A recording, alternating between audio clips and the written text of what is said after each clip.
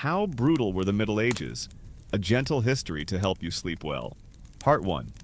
Welcome to the Dark Ages. Hello, tonight we're taking a gentle stroll into the past, a time when the word comfort meant something very different than what you might think. Tonight we're visiting the medieval world, a world where most people never traveled more than a few miles from where they were born, and even fewer lived past the age of 40. The year is 1347. It is dark. The sun has long since set behind the misty hills, and your village is shrouded in a dim, smoky darkness. There is no electricity, of course, no soft lights, no telephone light. The only light in your small wooden house comes from a tallow candle that drips slowly, casting dancing shadows across your dirt-covered walls. You're lying on a mattress stuffed with straw? It's itchy and probably harbors a few bugs you've stopped bothering to kill. You can hear your neighbor coughing in the next room, if you're lucky enough to have more than one. The roof above you leaks when it rains, and it rained this morning, so your corner smells of wet hay, mold, and the faint sourness of yesterday's stew.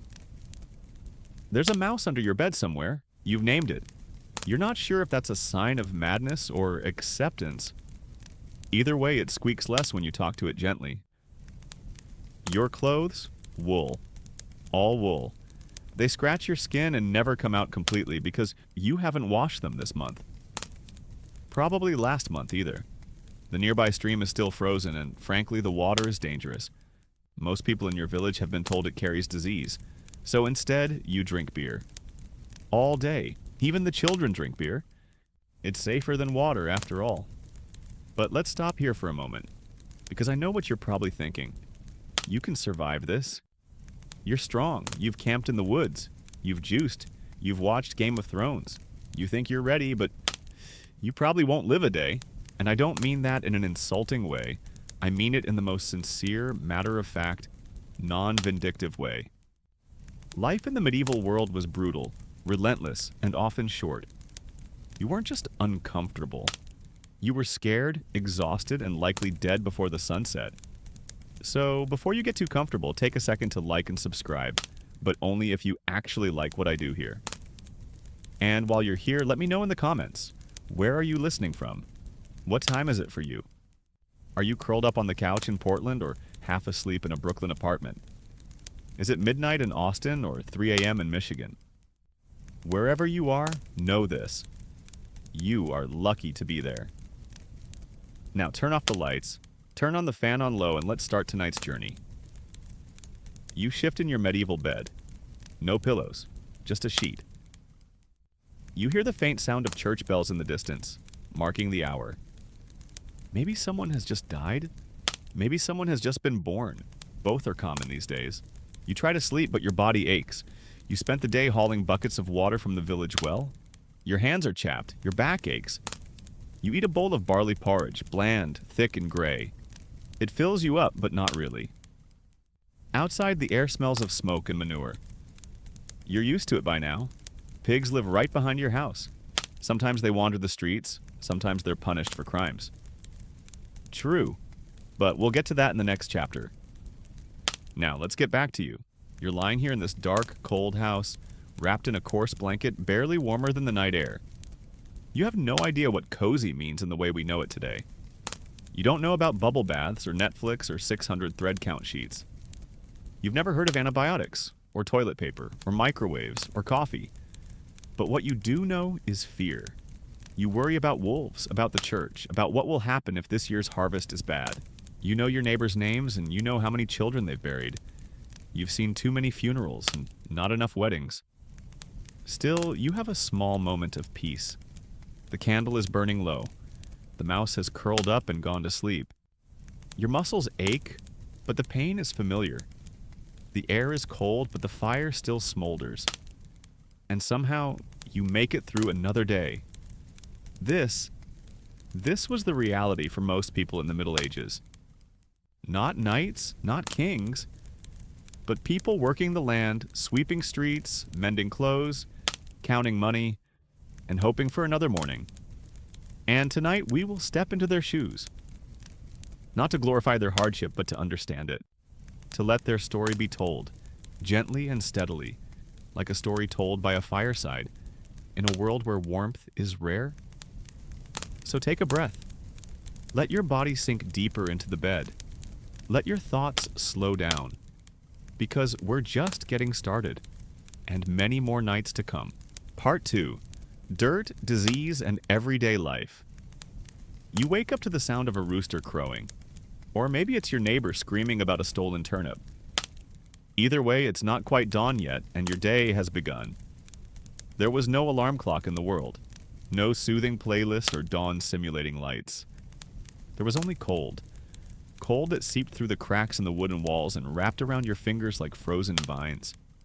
You pulled the covers tighter, though they were more like burlap, and stared at the thatched ceiling above you. It leaks, you already know that. And it's not just water that flows through it. Insects live there. Sometimes birds nest in it. You've seen a squirrel. You try not to think about it. You stand up. The floor is dirt. Muddy if it rained last night, which it was. You step over a pile of stuff your youngest sibling left behind. You don't ask. There's no plumbing here. No sewage system. Trash goes in buckets. Buckets go out into the street. That's why the whole village smells like a mixture of rotting vegetables, wet hay, pig shit, and human... Well, you get the idea. You open the wooden door and step outside. It creaks loudly. The sun is not even visible, just a gray light behind a wall of fog. The air smells strong, burnt wood, animals, and damp straw.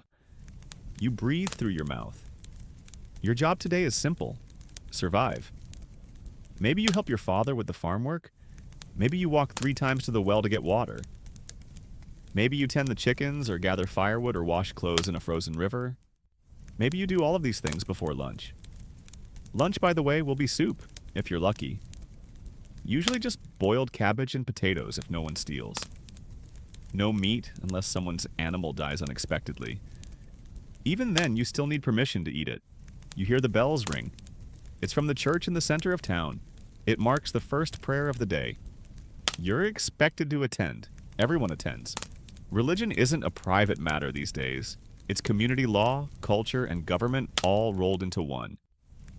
Even your thoughts aren't really your own. If you question too much, someone might report you. Not to the police, but to the priest. And believe me, you don't want that kind of attention. As you walk through the village, you tread carefully. Not because the roads are dangerous, it's because they're dirty. Everything is mud, or worse. Animals roam freely. You avoid a goose. It squeals. You swear it remembers you from last week. You pass by your neighbors. Some nod, others look tired. Everyone looks older than their years. Gray hair, sunburn, teeth falling out in their 30s. A smile here means someone has survived the winter. Laughter is rare but not absent. You see a child running by, barefoot. You wonder how their feet can stand the cold. But you have done the same thing. When you were young. When your bones didn't hurt so much. When you didn't know what dysentery was, or how many people it takes in a village to dig a grave. Never mind 10. Sickness is everywhere. Coughs echo through the windows. Red eyes, pale faces, sores. You've learned not to ask questions. The local healers say it's a bad wind, or maybe a curse. Sometimes they burn herbs. Sometimes they bleed you. Sometimes they just pray. Doctors, real doctors, are for the nobility. You wouldn't recognize them if you saw them. You might assume they were a traveling mage. And honestly, you wouldn't be wrong. Back at your house, your mother is grinding grain. It's noisy and slow. She's using a small hand mill. Each loaf of bread is a victory. Every crumb, precious. No refrigeration, no preservatives. Everything spoils quickly and bugs come even faster. Mice are a part of life. Fleas are a part of life. You itch constantly. Lice are a part of life. You just live with them. You try to ignore the sores that don't heal.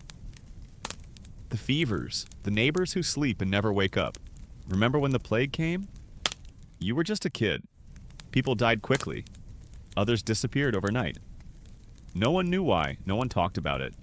But even now, years later, there are still empty houses where no one dares to live.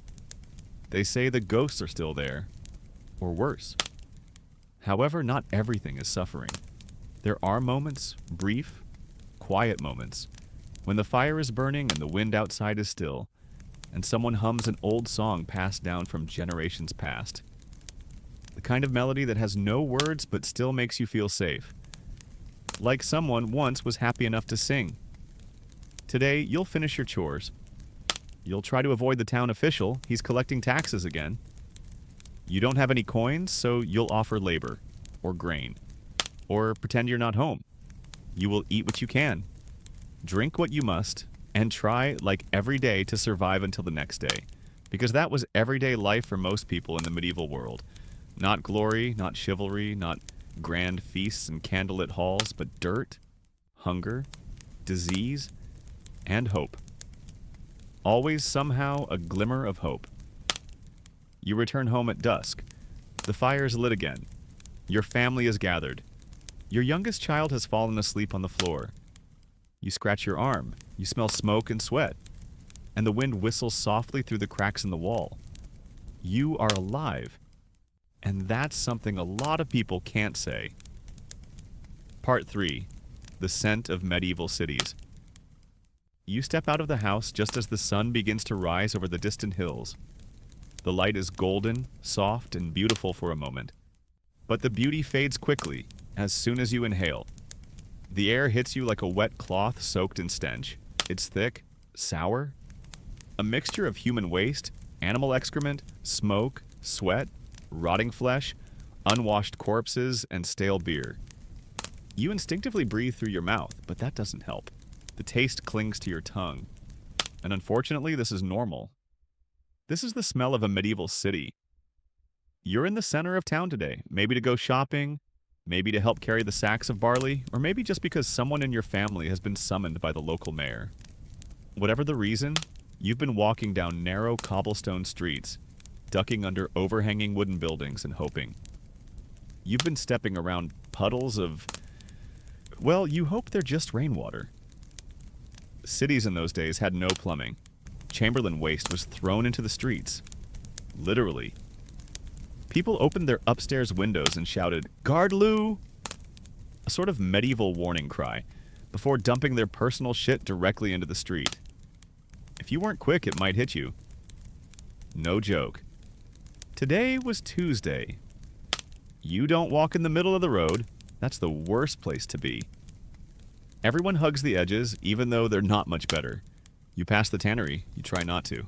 The stench is overwhelming. Animal skins soaked in urine and lime, scraped, stretched, and soaked in putrid oil. But the skin is valuable and someone has to make it. You nod to the apprentice outside, whose skin is permanently stained a golden brown like old parchment. He smells like death. So do his hands. Then there's the butcher shop.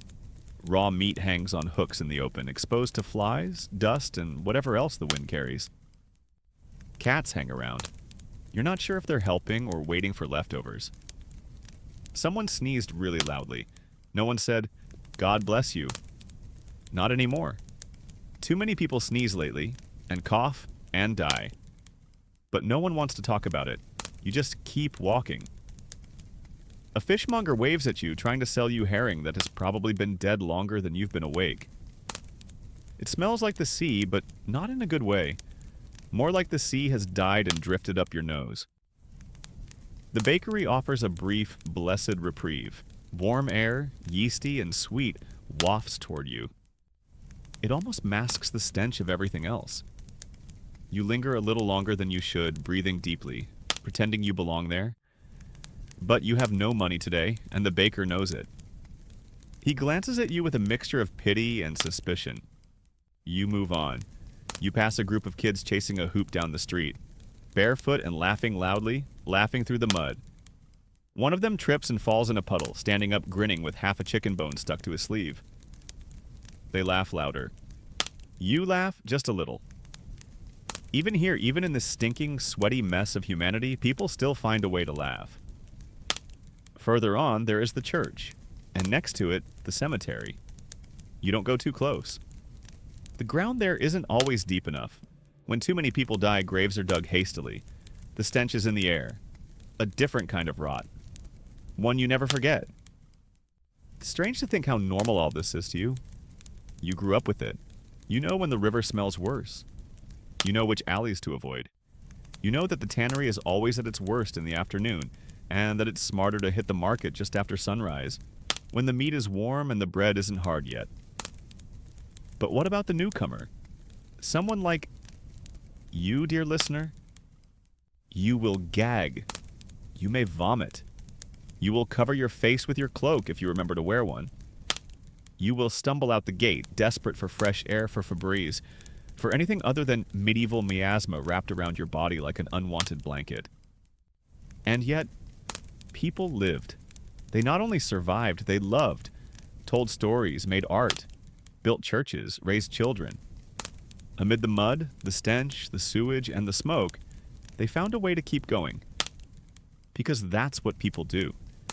Even when the world is rotten, the smell of the city lingers in your nose for hours after you get home. You wash your hands with beer. Water is too dangerous. You scrape your shoes with a stick. You cough into your sleeve and try not to think about what was in the last alley you passed. And when you finally lie down, pulling the covers over your head, you realize one comforting thing. At least you're not out there anymore. The rats are quieter at night.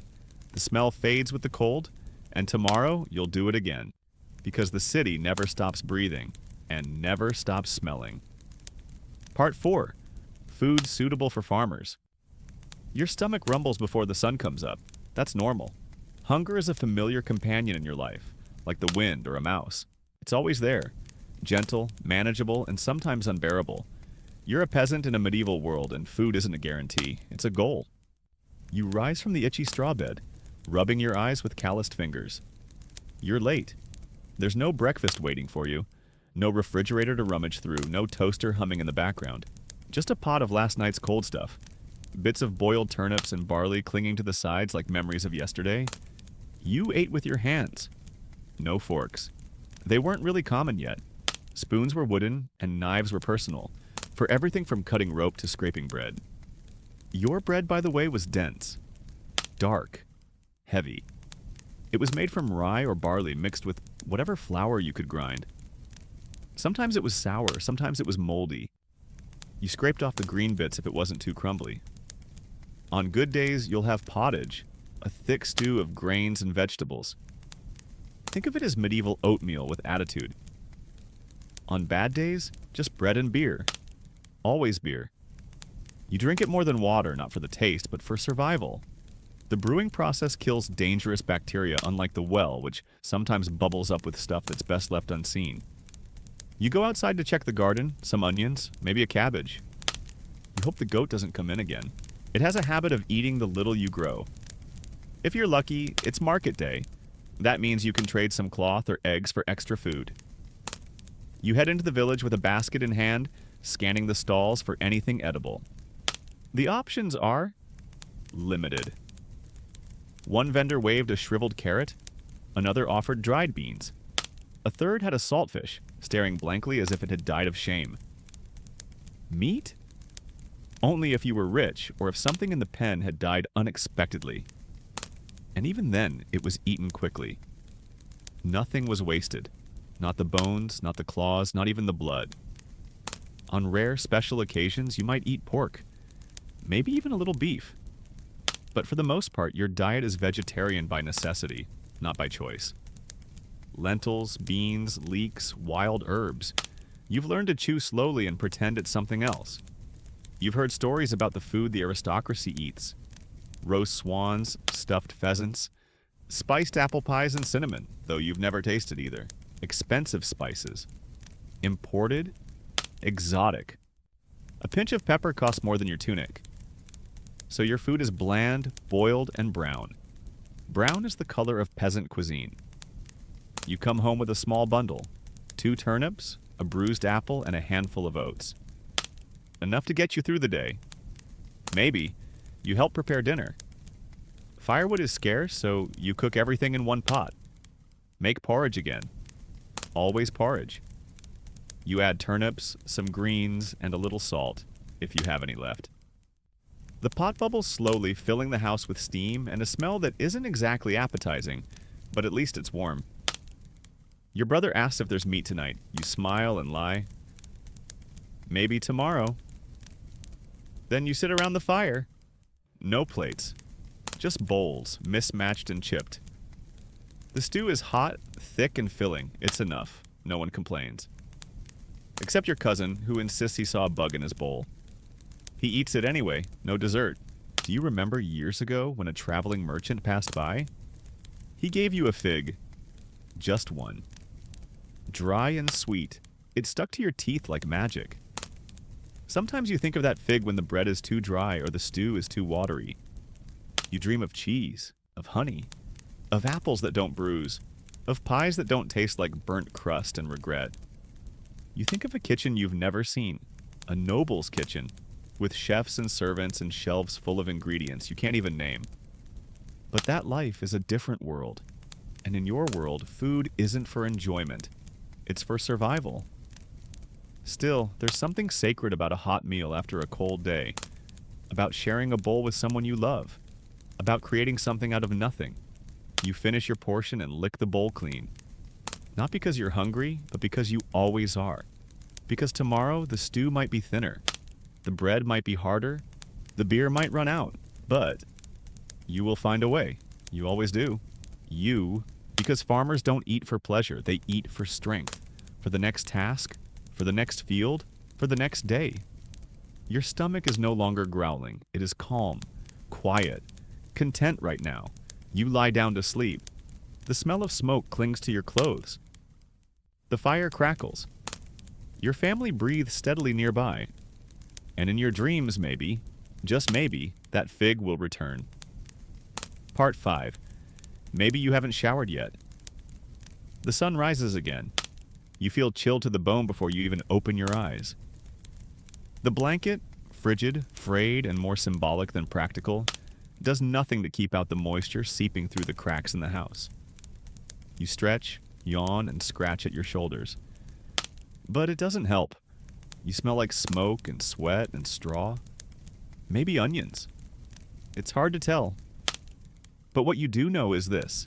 It's been weeks since you last had a proper bath.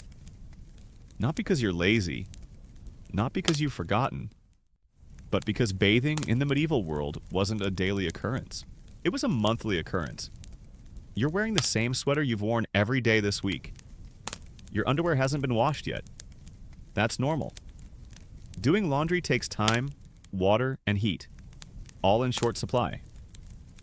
Bathing, even harder. No plumbing, no hot water heater, no scented soap. To bathe, you needed wood to boil water, a bathtub, if you were lucky, and enough free time to sit in it without someone interrupting you with a scream about a missing goat or a fire on the thatched roof. Today, like most days, you will skip it. But let's say you take a shower. You start by fetching buckets of water from the village well. It's a cold, slippery walk. The wood of the bucket rubs rough against your hands. You carry it back, slowly, trying not to spill. Then you do it again. And again. It takes several trips to get enough water just to cover your ankles. You pour it into a wooden tub, if your family has one, or a large pot. Then you build the fire. It takes time. The spark, the tinder, the patience. Finally, the water is hot enough to steam. It's ready. You lower yourself into the tub, shivering as the heat shocks your skin. You're not used to this. It's both wonderful and wrong. No soap. At least not the kind you're imagining. No bubbles. No lavender-scented luxury. If you're lucky, you have lye soap, crude, homemade, and caustic. It burns if it gets in your eyes. It dries out your skin. But it works. Mostly. You scrub with a towel or a straw broom, scraping away the sweat, dirt, and grime. You grimace at your own stench. You try not to think about the last time you cleaned yourself properly. You wonder what lives in your hair. You wash, but the water is murky, really dirty. And remember, this bath is shared. After you wash, your siblings can share the water. Your parents. Everyone one by one in a strange, slippery cycle of hygiene and humility. This isn't a luxury, this is a ritual, a reset button, a way to feel human again, for a moment. And then it was over. You dry yourself off with a cloth that hasn't been washed in months. You step back into your tunic. It clings to your damp skin, and within minutes you feel the same. The smell is back. The sweat is back. The dirt is back. It's like a never-ending cycle. Most days, though, you just wash your face and hands in a basin. Maybe your feet, if they're particularly bad. You splash cold water on your skin, grit your teeth, and pretend it helps. You use herbs to mask the smell. Rosemary, mint, sometimes charcoal. Your breath? You chew parsley if you can find it. No toothbrush, no toothpaste. Just hope and the occasional mouthwash. You remember the stories, old ones of Roman baths, of warm marble rooms, heated floors, running water? That sounds like a fairy tale. You've never seen anything made of marble. You've heard rumors that the nobility bathed more often, that they had servants who prepared baths, perfumes, and rosewater. You've seen them riding through town, dressed in layers of silk and velvet, their skin gleaming, their hair curling. They didn't smell like you. They didn't smell like anything. You wonder how that is, but even the nobility did not bathe every day. No one bathed. There was a belief that bathing would open the pores and let disease in. Many avoided bathing altogether. Instead, they perfumed themselves. They changed their clothes more often. They washed only the parts they could see. And what is the truth? You get used to it. Everyone smells it. It blends into the background of your life. Like smoke. Like damp earth. Like sweat on wool. You only notice when someone or not smell. When a traveler arrives fresh-faced, carrying the scent of fresh foreign soap. That's when you really understand. That's when you realize how deeply the smells of the medieval world have permeated your skin, your clothes, your walls, your life. Yet you survive. You adapt. You stop thinking about being clean and start thinking about not being so dirty. You find comfort in the familiar. And at night, when the fire has died down and your limbs ache, you lie on the straw bed, close your eyes and let the smoke in your hair lull you to sleep. Because even if you're unwashed, even if you're sore, even if you're covered in the dust of everyday life, you're still here. You have made it through another day. Part 6. Your job is very hard. The rooster crows before sunrise and you are half awake. Not from rest, but from habit. Your body knows the rhythm of the earth, and your work does not wait until dawn to begin. You sit up, your bones creaking like old door hinges. Your arms ache. Your back ache. Everything ache. Because today, like every other day, you will work. And that work will not be noble, nor poetic, nor inspiring. It will be tiring. You stretch quickly and quietly. There's no time to get comfortable. There's wood to gather, tools to carry, fields to tend. Or maybe today you'll be hauling rocks, mending fences, or helping dig ditches for someone else's cattle. You don't have a job title. You don't need one. You're a farmer. That says it all. Your first task, water. Always water. You carry 2 wooden buckets, each heavier than necessary. Your arms strain, your shoulders burn, and the leather straps bite into your palms. The path to the well is uneven. You stumble twice. You keep going. Back at the house, someone is tending the fire. You take your hand out of the water, rub your fingers, and then go outside again. The sun is just beginning to rise, a faint glow behind a smoky sky. The ground is wet. Your shoes, simple leather soles, are soaked before breakfast. If there is breakfast, your main work is in the fields. You are a hired hand, like your father and his father before him. You bend over, planting turnips or pulling weeds. Sometimes you use a simple wooden plow, pulled by a tired ox. Other times you use your bare hands. The soil is hard, unforgiving. It doesn't want to yield. You make it yield. No machines, no tractors, no tools to make life easier, only tools to make it easier. Feasible. A rusty shovel, a dull scythe, a cart missing a wheel. When something breaks, you fix it, or you do without it. Lunch? A piece of bread, maybe a piece of cheese if you're lucky. You chew slowly, you sit in the shade, if there's any. You drink a beer because water might make you sick. You stretch and try not to fall asleep. You still have hours left. If you weren't in the fields, you were probably in the tannery, soaking hides in urine, scraping flesh off hides. The stench is enough to make a modern person faint. You barely notice it anymore. Or maybe you're in the stables, cleaning manure, grooming horses, shoveling hay. A mule kicks you once, you limp for 3 days. No one sympathizes. You're lucky you didn't break anything. Or maybe, on particularly miserable days, you're helping build a new wall for the Lord's estate. You carry stones as big as your head, laying them one by one, mortar dripping down your arm. Your fingers are rough. Your nails are black with grime. A man falls from the scaffolding. He doesn't budge. No one stops working. The job doesn't care if you get hurt. No sick leave, no workers' compensation, no holidays. You don't work? You don't eat. When the sun sets, you return home. Not to relax, but to work harder. You patch the roof. You sharpen your knife. You mend your dress. You fix a broken cart axle. You help your sister sew shoes from scraps of leather and rope. You eat dinner, slowly, quietly. Everyone is too tired to talk. Your hands are chapped. Your back spasms as you bend over. You find solace by the fireplace, stretching your legs while someone tells a story you've heard 100 times. Still, you smile. You look at your hands. They are not the hands of a poet or a warrior. They are not fragile. They are not smooth. They are swollen, calloused, scarred. Each mark tells a story. Each bruise is a memory. Each blister is proof that you have been there. Again and again. Because your work is never done. It changes shape, moves with the seasons, with the sun, but it never stops. You are part of a cycle.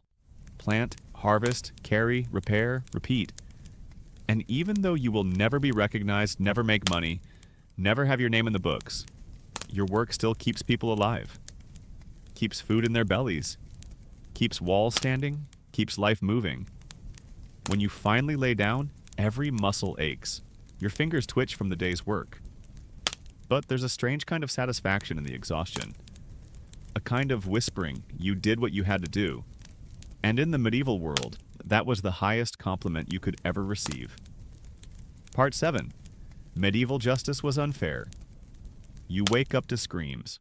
Not angry screams, ritual screams. There's been accusations. Someone's in trouble.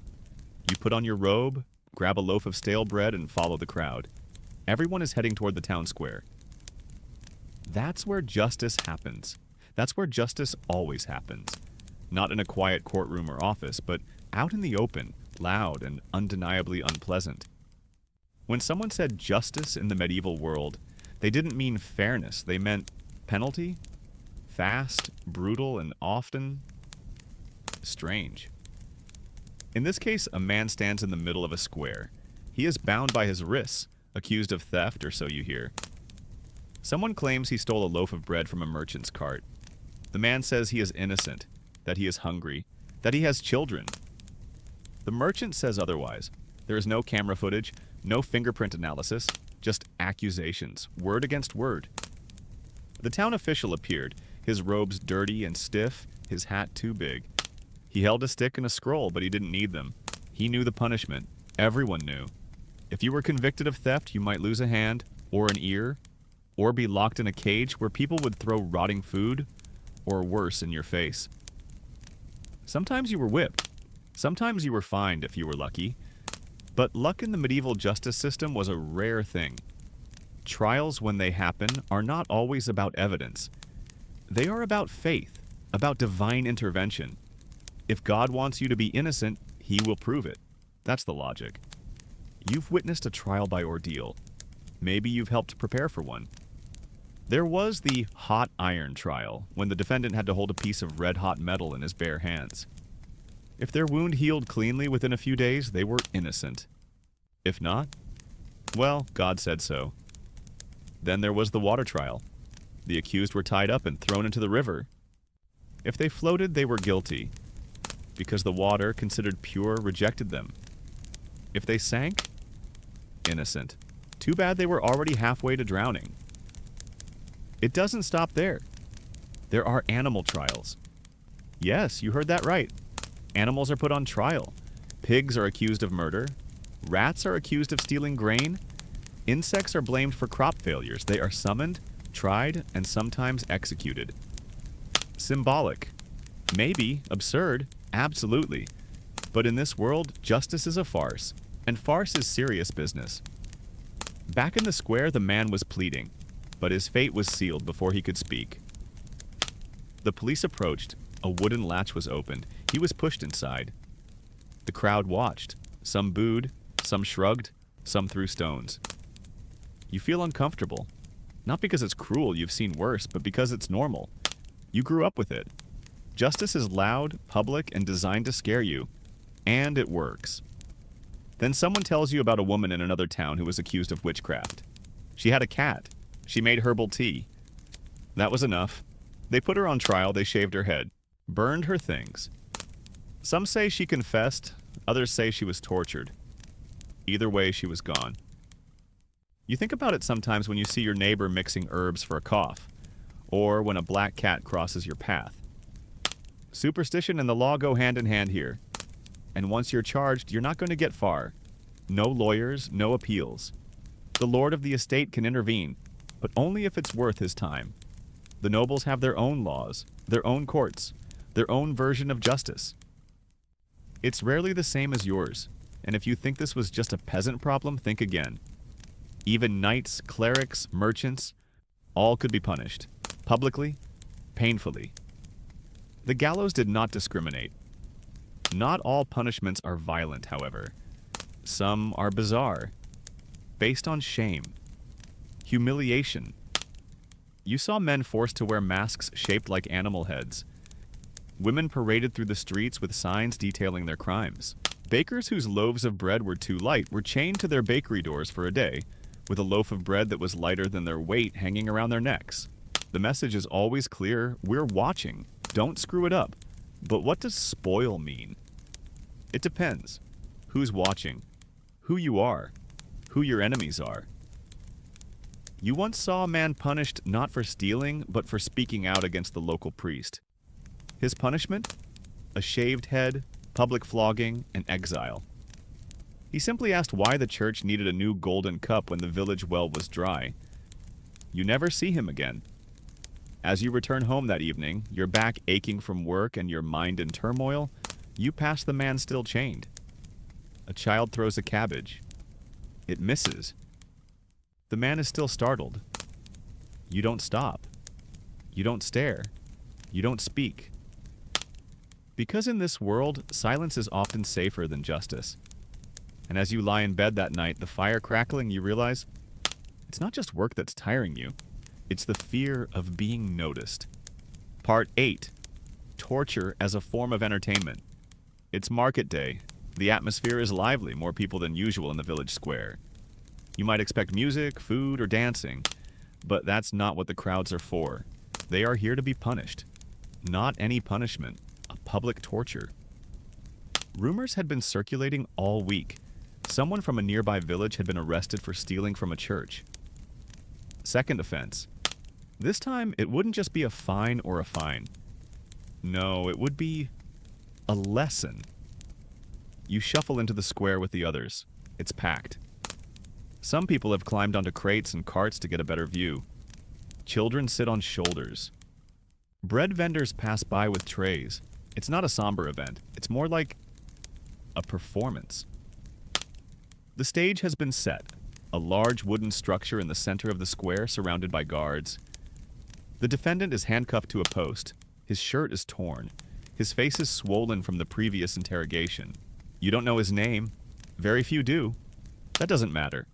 What matters is what will happen. Because in the medieval world, torture is both an instrument of justice and a form of theater. A man in a cloak stepped forward, the local executioner. He wore no mask. Everyone knew who he was. It was a job like any other. He sharpened his knife on a stone, slowly and carefully. He laid out his tools: tongs, a branding iron, a whip with a knotted end. The crowd fell silent. Anticipation was building. You feel a knot in your stomach, not quite fear, not quite excitement, something in between. Because this isn't unusual, you've seen it before. Torture is used for confession, yes, but also, for example, for power, for control, and for entertainment. The executioner announced the charges: theft, blasphemy, resistance. He read them like a sermon. The man chained to the post said nothing. Or perhaps he was too weak to speak. The first blow came, a whip across the back. The man flinched. The crowd gasped, then quieted. Another, then another. After 5, someone laughed. It was a nervous laugh. A shift. By the 10th minute, everyone had adjusted.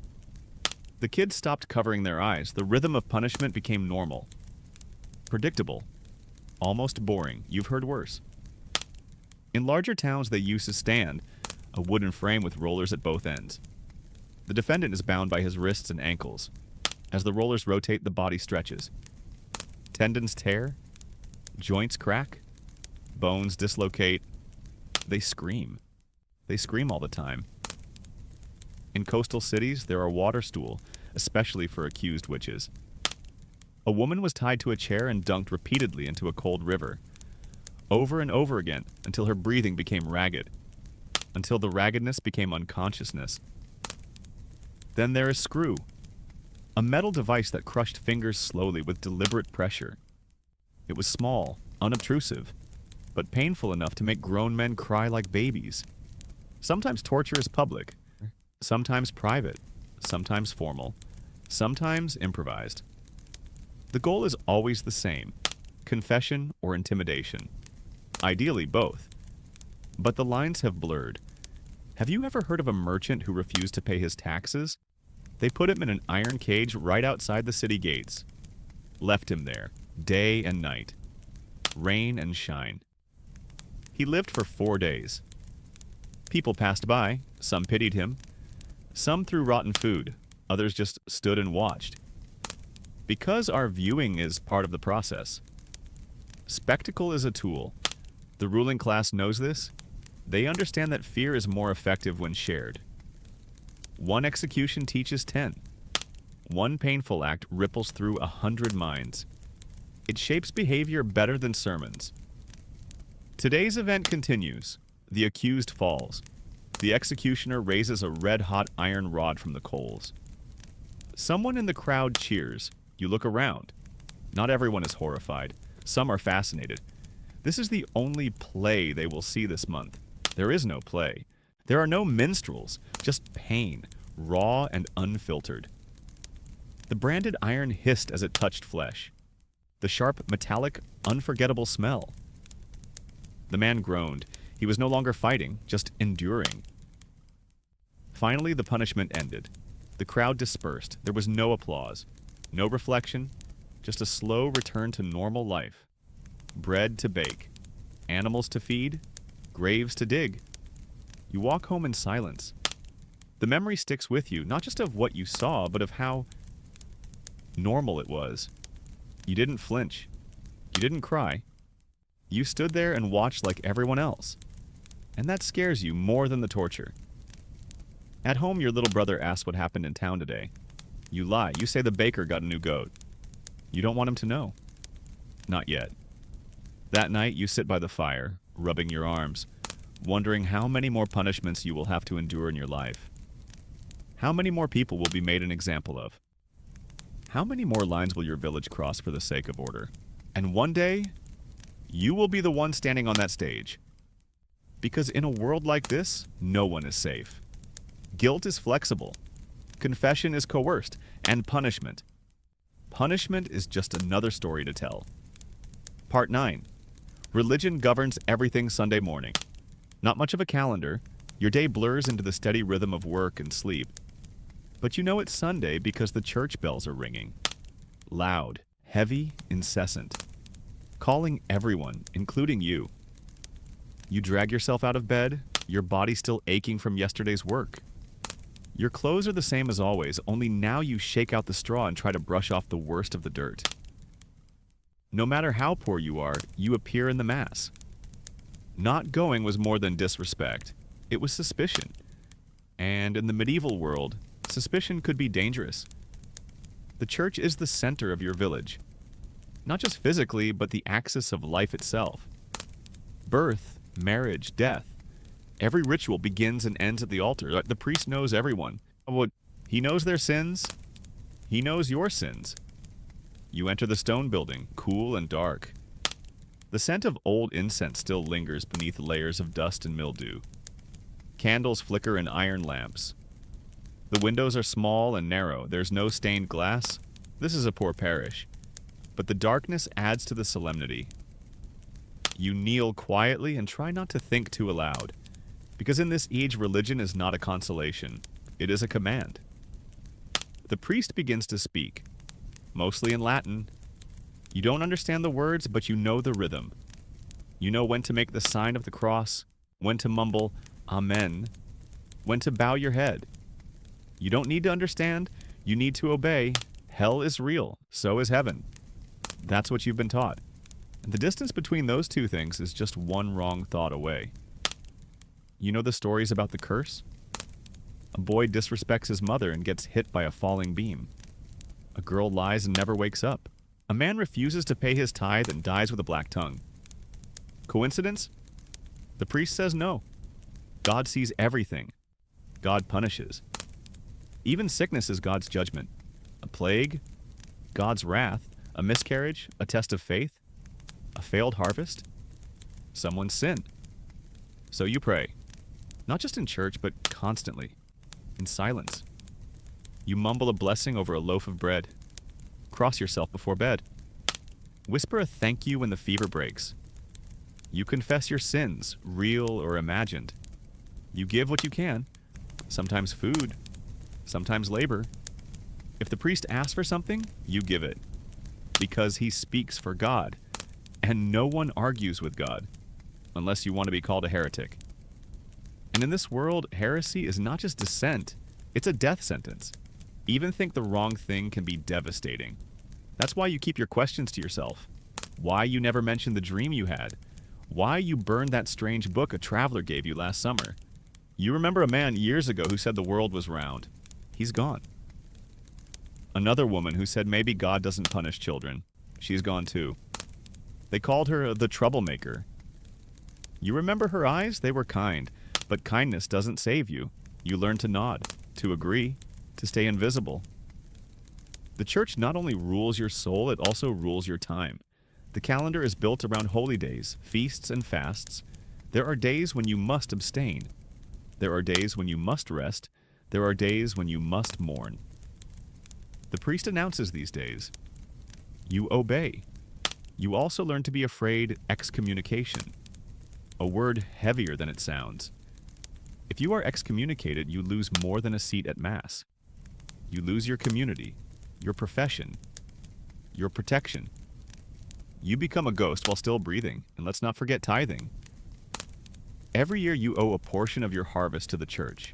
Grain, eggs, wool, whatever you have.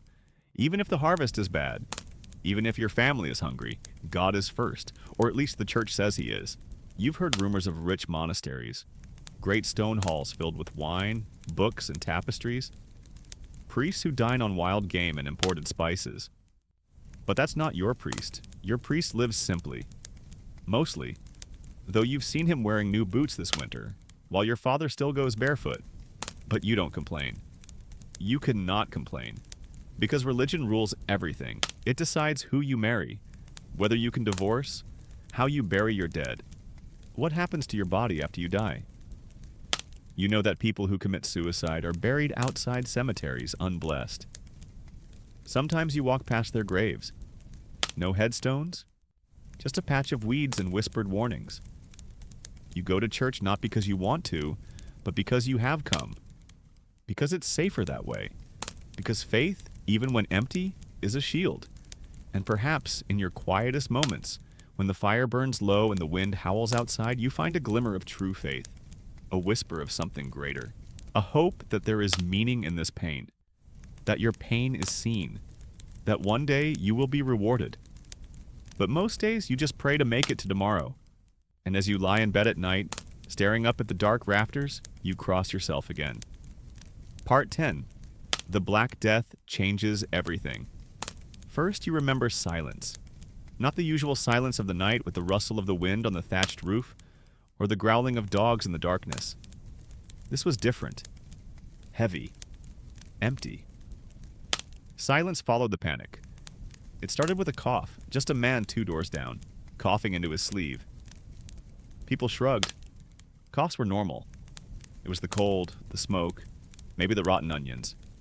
But the cough didn't stop, and it spread. Now, you think back to that moment with a strange mixture of fear and paralysis, because once the plague came, everything changed, quickly and forever. No one called it the Black Death then. It had no name at first. There were just symptoms. Fever, swelling, vomiting, black skin. You remember seeing the first body, half covered in cloth with the rosary still clutched in his hand? His wife was coughing. Their children were gone. Fear spreads faster than disease. Neighbors stop talking. Doors remain closed. People refuse to leave their homes. Markets are deserted. Church bells ring so often they lose their meaning. Death becomes the soundtrack of your village. The plague cart, it's real. A man pushing a wheelbarrow walks down your street every morning, calling out, "Bring out your dead," he says. Gently, like the fishmonger. You help once, just once. The stench lingers in your nose for weeks. No one wanted to touch the dead. So they were carried on wooden planks or dragged in sacks, buried in pits outside the villages. No funerals, no prayers, just dirt and haste. You lost count of how many there were. The priest said it was a punishment from God, that your sins had brought this on, that the world needed to be cleansed. Some people believed them, others didn't. A man tore down a cross in the village square. He disappeared the next day. People said the priest had nothing to do with it. People lied. You remember your family getting sick. First your sister, tiny, weak, feverish, then your mother. You tried everything, herbs, holy water, even leeches. Nothing worked. You watch them fade like candlelight in a storm. You sit next to your sister until she stops breathing. You don't cry. Not because you don't feel, but because you were too scared. Fear of being infected. Fear of feeling too much. Fear of being next. For weeks, you don't know who's alive. The streets are deserted. The bars are closed. Even the priest stops coming to Mass. The bells stop ringing. That's when you know it's bad. And then, as suddenly as it came, it was all over. Not exactly, not all at once. But the deaths slowed. The coughs subsided. People began to leave their homes again, blinking at the sun like animals waking from hibernation. But things were different. The village is quieter, smaller. Whole families are gone. Empty houses stand like tombs. Fields are untended. Shops are unattended. You walk through places that were once full of life and find only dust and echoes. The social order began to change. With so many dead, labor becomes scarce and valuable. Peasants began to demand higher wages. Some left their lords altogether, seeking freedom elsewhere. Others took over the abandoned land and started over. You remember hearing the word rebellion whispered cautiously. The rich were nervous, the poor suddenly bold. It didn't last, not everywhere. But something did change. Death has loosened the grip of fear, even if only for a short time. But the scar remains. You still jump when someone coughs. You still dream of carts full of corpses. You still walk past some houses without looking at the door. Some say the plague is a curse. Others say it is a cleansing. You don't know what it is, but you know what it did. It reminds people that life is fragile. Society is a thin veil over chaos. The death cares not about status, wealth, or faith. You survived, but you are not the same anymore. No one is the same anymore. Sometimes when the village is quiet and the wind is just right, you catch a faint smell. Damp earth, sweat, something rotten.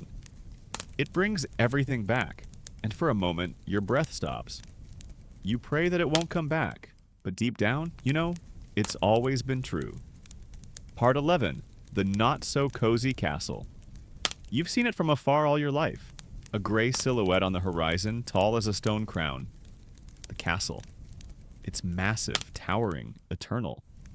People in the village point to it as a fact of life, the way they point to the sky or the river. It belongs to God. It belongs to power. And today, somehow, you will go inside. This is not a visit of status. You have not been knighted or invited to a party.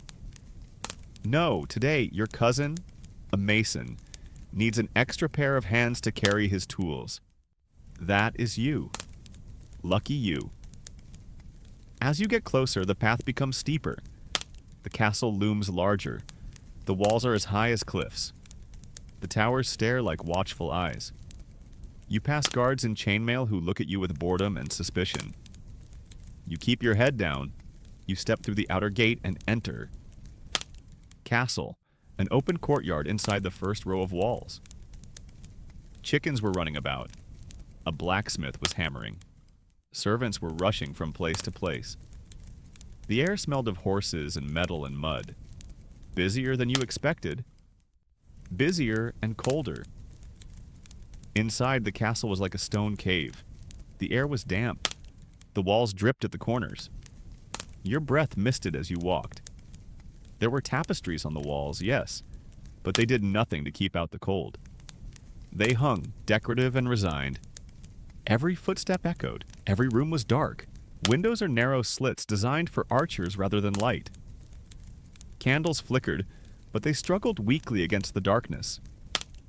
You follow your cousin through the narrow hallways.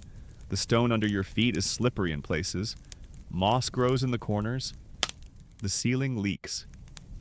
Glory is all for naught. This is not the warm, fuzzy fantasy that people whisper about. There is no velvet, no feasting, no soft laughter from the aristocratic halls. Or maybe there is somewhere deeper inside, but not where you are. Instead, you find function, defense, and cold. Castles were built to withstand sieges, not winters, and they certainly weren't comfortable places. Your cousin stops near the Great Hall. You catch a glimpse of it through the entryway. Long tables, a raised dais, a fire burning in a large hearth, but even from here you feel little warmth.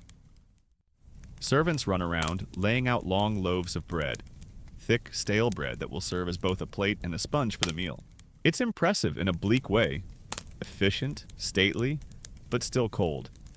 You help repair a broken staircase. Your hand goes numb within an hour. You slip twice. Your cousin laughs and tells you to be careful. A man died last week from the same staircase. You glance at the nearby wall and notice something strange. Small holes drilled into the rock. Your cousin explains that they are for mice. Not to keep them out, but to help them escape. If they are cornered, they will chew through their food reserves. If they have an escape route, they will leave the seeds intact. You stare at the holes longer than necessary. At noon, a servant hands you a bowl of stew. Thin, salty, and slightly gritty from the bottom. You eat in silence, shivering. You can't help but wonder what the Lord is eating in his private chambers. Something meaty, perhaps.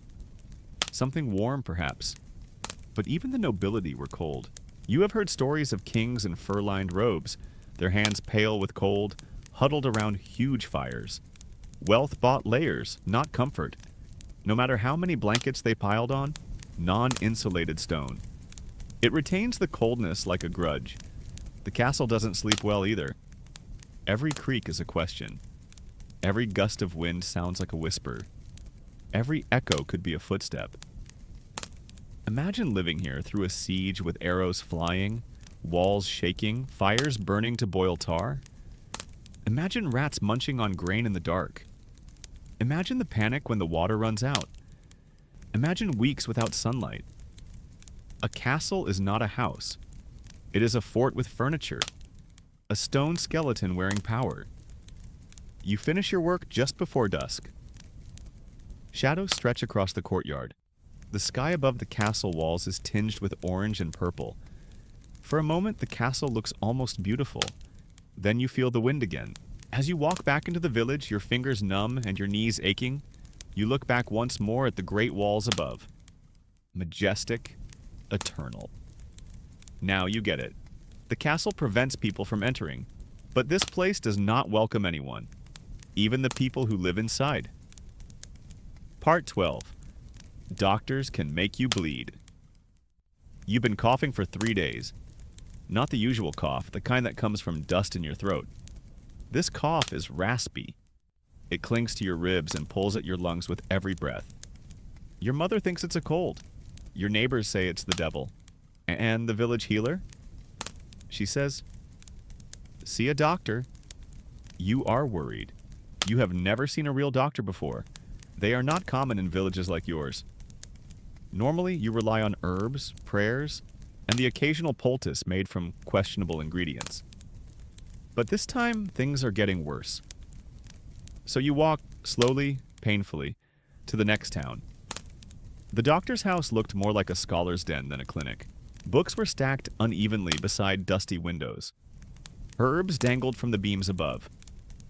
A diagram of the human body, drawn with astonishing precision, hung at an angle on the wall. He doesn't greet you kindly, he barely looks up. You explain your symptoms. He listens with half an ear, more interested in your color and pulse. Then, without much warning, he says, "We need to clear up some of the clutter." Your stomach churns, but you nod.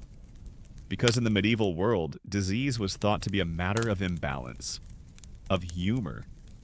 There are said to be 4 fluids that govern your health: blood, phlegm, yellow bile, and black bile.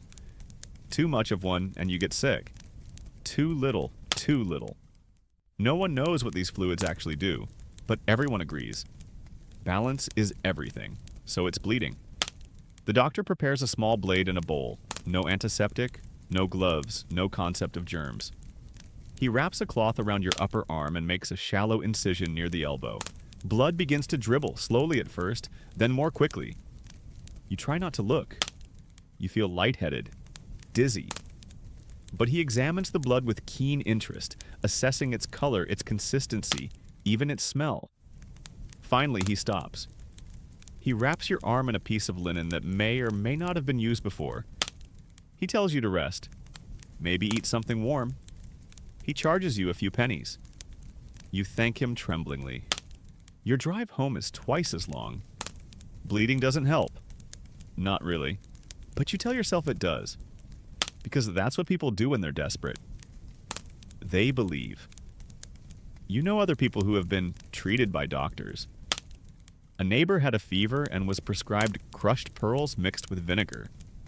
Another drank a mixture of ox gall and rose petals. A third was told to sleep with a dead toad tied to his chest. None of them improved. Some doctors Eucerin chart. You pee into a glass jar, and they hold it up to the light, comparing its color to a chart that looks like a medieval mood ring. Pale yellow means one thing. Dark red, another. Cloudy? Probably phlegm. Some treatments include leech. You've heard of people having dozens of leeches attached to their legs or necks, allowed to eat until they swell. The leeches are said to balance your temperament. You've never tried it. Never tried it. You've also heard of trepanation, when a small hole is drilled into the skull to relieve pressure or release evil spirits. You hope your cough never gets that bad. Even childbirth is dangerous. More dangerous than that, often fatal. Most women give birth at home, with the help of a midwife. But when complications arise and a doctor is called, survival is not guaranteed. Not for the mother, not for the baby. Sometimes bloodletting is required, even during labor. Of course, none of this was done with cruelty in mind. Doctors genuinely believed they were helping. They studied. They memorized the ancient texts of Galen and Hippocrates. They spoke Latin. They wore robes. They were respected. But they often do more harm than good. Some healers offer alternatives. Wise women work with herbs, poultices, and common sense. But they walk a fine line. Too skillful, and they are suspected of being witches. Too successful, and they are seen as a threat. One was burned at the stake last spring. The townspeople said she communed with spirits. You think it was because she cured a man the doctors couldn't. Back home, the fire is crackling. You lie down under the wool blanket, your arm still aching. Your cough hasn't subsided. Your body feels weaker than before. But you try to be grateful. You saw a real doctor. You survived.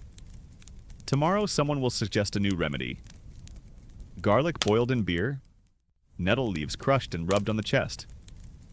An amulet made from animal bones. You may try it, or you may not. Because in this world, healing is half faith, half luck. And most of the time, both are scarce. Part 13. Women without a voice. You hear her before you see her, a girl, maybe 14, maybe younger, crying softly behind the church. Her mother stands beside her, silent, resigned. The priest approaches, papers in hand. Today is her wedding day. She married a man 3 times her age. He owned land, sheep, influence. She owned nothing, not even her future. You walk past quickly. You don't want to get involved. But the truth is, you've seen this scene many times before. In your village, women don't choose their path. They are given it. Wrapped in silence, expectation, and obedience. If you were born a girl in the medieval world, your life was shaped before you could walk. You are an asset. First your father, then your husband. If none of them are present, the church will claim you. As a child, you could be sent to work at the age of 5. You swept floors, tended livestock, helped prepare food. No education unless your family was wealthy, or you were sent to a monastery. But that was rare. By the time you're 12, you're grown up. Your body is judged ready to have children. Not love, not partnership. Just function. Marriage isn't romance. It's a contract, a transaction between families. Your thoughts are not considered, only your dowry. If your family is poor, you may have nothing to offer but your labor and obedience. And sadly, that is enough. As a wife, you are expected to have children, manage the family, and keep quiet. You can't own land, you can't vote, you can't speak at public meetings, you can't get a divorce. Unless your husband agrees, which he won't. If he beats you, you endure. If he drinks and gambles, you pray. If he dies and you have no sons, the land passes to a male relative. You keep the memories, they keep the property. What if you never get married? You are being watched. A single woman is suspicious. Why isn't she married? Is she cursed? Is she a witch? Is she hiding something? You hear the whispers, soft at first, then sharp. Women living alone attract curiosity and danger. The safest place for an unmarried woman is the church. You can become a nun, if accepted. You live by rules, routines, vows. Better than the streets, but not quite as free. Childbirth is a constant danger. You've seen women scream during labor only to bleed out hours later, or watch their newborns die before they can even breathe. Midwives do what they can, but there's little help beyond prayer and hope. But women endure. They work. Constantly. In the fields, in the kitchens, in the stalls. They brew beer, weave cloth, tend gardens, raise children, nurse the sick. The village rests on their shoulders, silent, stooped, invisible. Some women protested. You've heard the stories. A woman runs away and joins a merchant caravan disguised as a boy. Another learns to write and copy manuscripts in secret. A healer memorizes herbs and treatments better than any man in town. But these stories are rare. They pass like legends, shared in whispers, like bedtime fables. Because for most people, telling them would mean punishment. A woman who is too loud, too smart, too different, she becomes a target. You remember the one who was accused of cursing the mill. The grain was spoiled. She had quarreled with the miller last week. That was enough. They dragged her into the middle of the village. She was humiliated. Her hair was cut off. Her feet were chained. She was banished. No one saw her again. You think of her when you hear a woman laughing too loudly. You think of her when you see a girl reading a book. You wonder if they are allowed to grow up. Yet in the shadows, women continue to learn, continue to teach each other, continue to pass on knowledge about herbs, childbirth, prayer, and secret ways to survive. in the kitchen corner, in the breaks between tasks. In the stolen moments of silence, they create a world of their own, hidden under the men's car. At night, you lie in bed and hear your mother whispering to you a story she heard from she-mother. About a queen who ruled in secret. About a daughter who escaped an arranged marriage. About a woman who turned to the tide of a battle. You don't know if these stories are true, but you hope so. Because in this world, the truth is rarely kind to women. But stories? Stories give them a voice, even when no one is listening. Part 14. Children grow up fast to hear them before you see them. Children chasing a wooden hoop down a country lane, laughing, screaming, barefoot on rocks. For a moment, it looks like any scene from any era. Children are children. But then you notice something else. A child, no more than 7, carries a bucket that weighs almost half his own weight. Another is bent over a well, washing clothes. A boy no taller than your waist is leading a wayward donkey with a stick. And suddenly you are struck. These are not children as you know them. These are tiny adults. In the medieval world, childhood was short. Not by age, but by burden. There were no playrooms, no toys except those carved from wood or cobbled together from scraps. There was no school, unless you were a noble, a monk, or extremely lucky. Most children work. From the moment they can walk, they are part of the family economy. They feed the animals, sweep the floor, fetch water, tend the fire. By age 7, they are building fires, cleaning pots, picking herbs, looking after siblings, or mending clothes. By the age of 12, many have gone to vocational school, are married, or are preparing to be married. Puberty doesn't bring maturity. It brings responsibility. You remember being 10 years old and holding a scythe. You remember calluses before you knew the word. Your friend John got his first job at 8, working with his father in the tannery. He lost 2 fingernails and stopped crying about it after a day. That's considered strong. Child mortality rate is high. Almost half children never grow up, so there's no room for overprotection. Not to mention, let them be kids. The world won't let you. Babies are swaddled for months, not just for comfort, but because rolling into a fire is a real risk. Cribs are often hanging baskets, out of reach of rats or pigs. You've seen a baby get bitten. You don't forget. There are games, yes.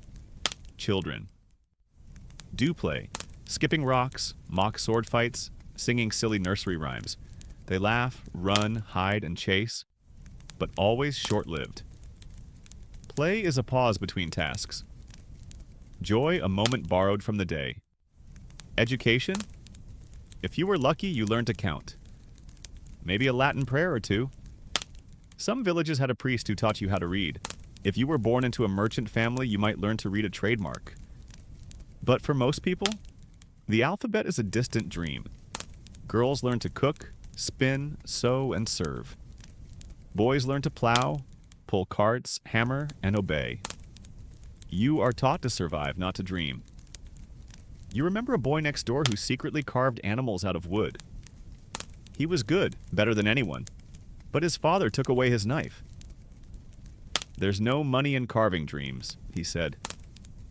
The boy became a roofer. The animal stopped. Discipline is harsh. There are no timeouts.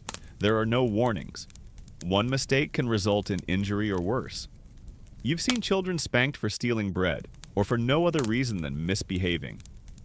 Some parents love their children deeply, but even love comes with punishment. But children adapt. They are resilient. You have seen a girl nurse an injured chicken, cradling it in her arms. You have seen boys drag a sick friend home from the fields, tears on their faces, mud on their backs. They carry more than their age, and they carry it well. By 15, many are married. By 20, they have parents. By 30, if they are still alive, they are old by local standards. Wrinkles appear early. Teeth fall out. Backs hunch. Childhood is not a memory here. It is a chapter closed almost as quickly as it began. That night, you sit near the fire, watching a little girl, no more than 8 years old, holding a baby on her hip. humming a lullaby she learned from someone who probably learned it from someone who didn't live long enough to teach her much else. And you wonder, when did you stop being a child? Was it when you first picked up a scythe? When you buried your sister? When your hands got blisters from working in the fields? Or were you never a child in the first place? In this world, growing up is not a transformation. It is a command. You have to grow up because you have to. And the cost of staying small is too high. Part 15. War never ends. The faint sound of a trumpet echoes across the hills. You stop mid-step, shovel in hand, your heart slowing a beat. It's far away. Too far to see, but close enough to feel. You know that sound. Everyone knows it. War is coming. Or going away. Or passing by. It's always somewhere. You have never known peace to be permanent. Only brief seasons between violence. In this world, war is not the exception. It is expected. Lords fight lords. Kings fight cousins. Villages fight over borders, cows or curses. And when their soldiers pass through, you feed them, house them, or hide them. You hear stories from travelers. Castles burned, villages deserted, women taken captive, fields salted. Some of the stories sound far-fetched, but not all of them. You see fires in the distance. Hear screams at night that aren't animals. And last spring, your cousin never returned from the woods. They say it was bandits. You suspect deserters. Because war doesn't stop at the battlefield. It spreads into everything. You remember a group of soldiers who once passed through your village, dusty, noisy, drunk. They took bread without asking, spilled beer, told dirty jokes. The baker's daughter was never the same after they left. No one said anything. No one dared. They were royalty. And that was it. Some soldiers are worse than others. Mercenaries, foreigners, men who fight not for land or honor, but for money. They serve whoever pays the most and kill whoever is convenient. You don't look them in the eye as they pass by. Even when war seems distant, it leaves its mark. Your lord raises taxes to fund armor, weapons, horses. Fields lie fallow as young men are taken. Your brother has gone. Promised gold, glory, purpose. He returns with a limp, a scar running from cheek to collar, and a silence that has not gone away for years. He didn't talk about what happened, but you saw him wake up and scream. You saw him jump when someone dropped a pot that was too loud. There are no words to describe it. No one says trauma or shell shock. Just, he's not okay anymore. You have also seen what war does to the land. After a battle, the land turns wrong. Grass doesn't grow properly. Streams grow dark. Once fertile fields lie fallow for years, stained with blood, torn by wheels and hooves. Farmers plant again, but nothing grows the same. People whisper of a cursed land. And then there are orphans. You have adopted 2 children, children from a village in the east, burned in a winter campaign. They do not talk much. They eat quickly, sleep little, and are afraid of the dark. One of them carries a stone in his pocket. You do not know why. You do not ask. When armies come through, they take everything. Food, tools, animals, anything useful. What they don't need, they destroy. What they can't carry, they burn. Even if they're supposed to be your side, you lock your doors when they march through. Not that it helps. You have heard rumors that the war in the north is coming to an end. A treaty, perhaps? A wedding between rival clans. It will not last. It never will. Peace is a pause, not a promise. And even in peacetime, there is a preparation. The blacksmith works late into the night, forging blades. The boys play stick fighting. Your lord trains his soldiers twice a week. The flags are always ready, folded in chess, waiting to be raised again. You once asked an old man if he remembered a time when there was no war. He laughed. He said his grandfather had asked the same question. That's just the way the world worked, he said. There were wolves and there were sheep. And if you were lucky, you were too poor to be both. At night, you lie awake and listen to the wind. You imagine the sound of marching boots, the creaking of armor, the neighing of horses. You imagine people shouting in a language you don't understand. You imagine fire. And then you imagine the worst sound. Silence. The kind that comes next. Because when war ends, what remains is never peace. It is ruins, hunger, loss. But you still hope. Not to win. But there will be another morning when the trumpet sounds from far away. And not right at your doorstep. Part 16. Knights are not what you think you've seen them in paintings. Glorious warriors on horseback in armor, banners flying, swords gleaming in the sun. They look noble, chivalrous, larger than life. It's an image everyone clings to. Knight as a hero. But the real knight, the one who walks your muddy village path, rusty iron armor and smelling faintly of old cheese and sweat, he's a little different. You've seen one up close. Not in a fairy tale, in real life. It passed through your village last spring, demanding shelter and stew as well as right.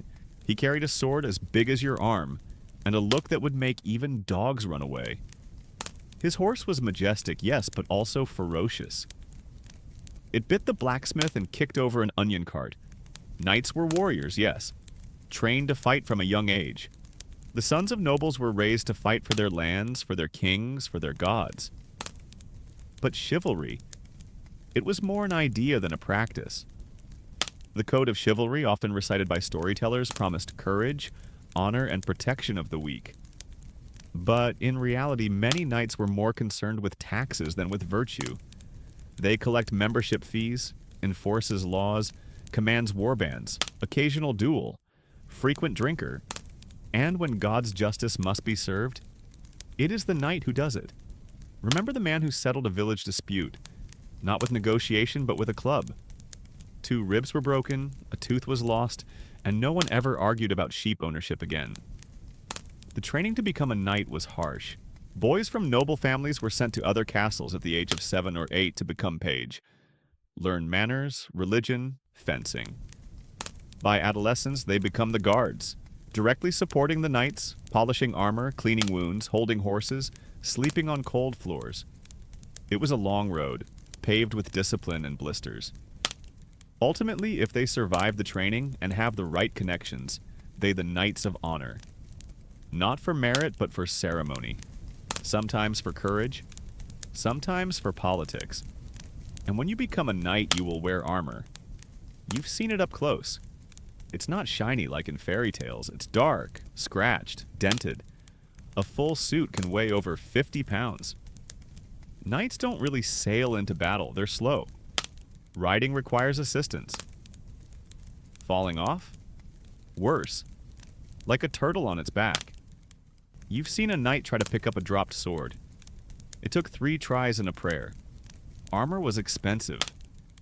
Most knights couldn't afford it themselves. Lords paid. Or families would go into debt. Same with horses. A trained charger, a war horse, is worth more than your entire village's annual harvest. And then there's jousting. It's not as fun as you think. Splinters, falling bodies, broken bones. You've seen a man thrown 10 feet into the air. He lands on a loaf of bread. The bread loses. In war, knights lead the charge. They are the sharp blades of noble fury. But they are not invincible.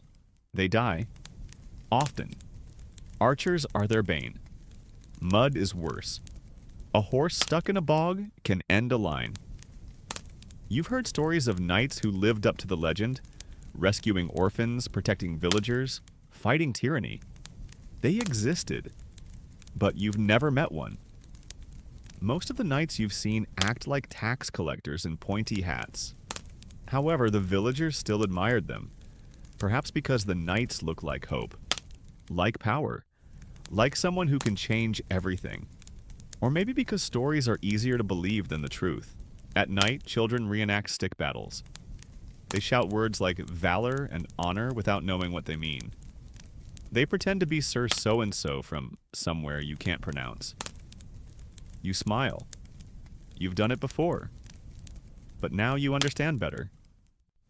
You saw what was behind the visor. The dirt, the bruises, the weariness. Eyes that had seen too much. Hands that no longer trembled when blood was spilled. A badge of honor tarnished by reality. Knights are not dragon slayers. They are tools. symbols, and sometimes they are just men trying to hold on to their land, their pride, and their lives. You fall asleep that night thinking about the suit. Heavy, cold, claustrophobic. You imagine yourself wearing it, breathing through the gaps, seeing the world through narrow strips of light. You think, maybe being a knight isn't as glorious as people say. Perhaps never. Part 17. You're always hungry. It starts in the morning, that familiar hollow feeling in the pit of your stomach. Not exactly pain, just emptiness. A slight ache, like your body is remembering something it never fully had. You trudge to the hearth and stir last night's pot. A thin layer of congealed fat clings to the surface. Underneath, barley, maybe a carrot, some wilted greens. No meat in weeks. You scoop out a portion, being careful not to scrape too deep. Everyone eats, but just enough. There must be some left for dinner. There is hob to become. Because hunger is not a guest in your life. It is a resident. In the medieval world, food is never guaranteed. A bad harvest, a long winter, a greedy lord, any of these could leave you staring at an empty bowl. Last summer, the rains came late. The wheat grew short and thin. What you harvested was enough to fill only 2 sacks. Then mold appeared. You saved what you could, drying the rest. But by January, you were stretching every scrap. You boiled the bark to flavor the broth. You ground chestnuts into flour. You learned how many ways to eat cabbage and how many of them tasted like regret. The harvest looks better this year, but better doesn't mean bountiful. Your God still takes a third. The church takes a tenth. The rest must feed your family until the next harvest. You count the weeks between meals that feel like meals. You dream of white bread. Soft, warm, made from refined wheat. Flour you'll never buy. Your bread is coarse, dark, dense. It takes time to chew. It takes patience to swallow. Sometimes it's baked with beans, sometimes with bark, sometimes with ground beans. Anything to stretch the dough. And the hunger never goes away. Not really. Even after you eat, you feel it lurking. Like a shadow, like a whisper. You learn to ignore it the way you ignore blisters or splinters or the squeaking of mice in the walls. It becomes part of you. On feast days, holidays, weddings, rare midwinter celebrations, you eat until you are full and fuller. Your stomach aches from the unfamiliar feeling of fullness. You laugh languidly and fall asleep by the fire, thinking that this is what kings must feel every day. But the next morning, it's gone. The bread is hard. The soup is watery. The feast is just a memory, and your body remembers the pain more than the joy. Children feel worse. You've seen it. Sunken cheeks, bloated bellies, glassy eyes. They cry less than you expected. They whine. Then they stop. You've buried too many children who simply disappear. Meat is rare. You might have pork during the slaughter season. Maybe chicken if one dies unexpectedly. Fish if you live near a stream. Otherwise beans, root vegetables, and hope. And some of them don't grow well. And yet, hunger is not always starvation. It is most of hunger. All the time. Just a hair's breadth away from collapse. It shapes the way you think, the way you plan, the way you love. You don't love a man who can sing. You love a man who knows how to find wild onions in the woods. A man who knows when grain is dry enough to store. A man who knows how to salt meat before it rots. You think of food when you wake up. You think of food when you sleep. You barter for it. You steal for it. You pray for it. Even your language is full of them. A good day is a warm bowl. A stroke of luck is a second helping. Security is a dry loaf of bread. Hope tastes like a little grease on the tongue. You once ate a pear from a traveling monk's basket. He gave it to you without asking. You remember it more than you remember your cousin's wedding. At night you dream of apples, of roasted nuts, of honey. You have never tasted honey. You just imagine it's thick, golden, sweet enough to soothe the hunger in your bones. You toss and turn in bed, your stomach growling. Your body knows it won't be fed again until morning. Maybe. But somehow you survive. One bite at a time. Part 18. Superstition dominates the mind. The candle flickers as you place it near the door. A little salt is in a circle around it, just enough to make you feel safer. You don't know why it works, you just know it works, at least for now. In your world, superstition is not decoration, but defense. When you wake up with pain in your hip, it could be from yesterday's work, or it could be a spirit punishing you for stepping on a grave. When your cow doesn't give milk, it could be sick, or someone has cursed it. You don't take any chances. You leave an offering, just in case. You are not alone in this. Everyone you know follows some kind of ritual. Not because they are stupid, but because they are scared. This world is full of darkness that logic cannot explain. And in a place where the line between life and death is so fragile, faith becomes a form of protection. There are signs everywhere. A crow on the roof means death is coming. A black cat crossing the road is an omen.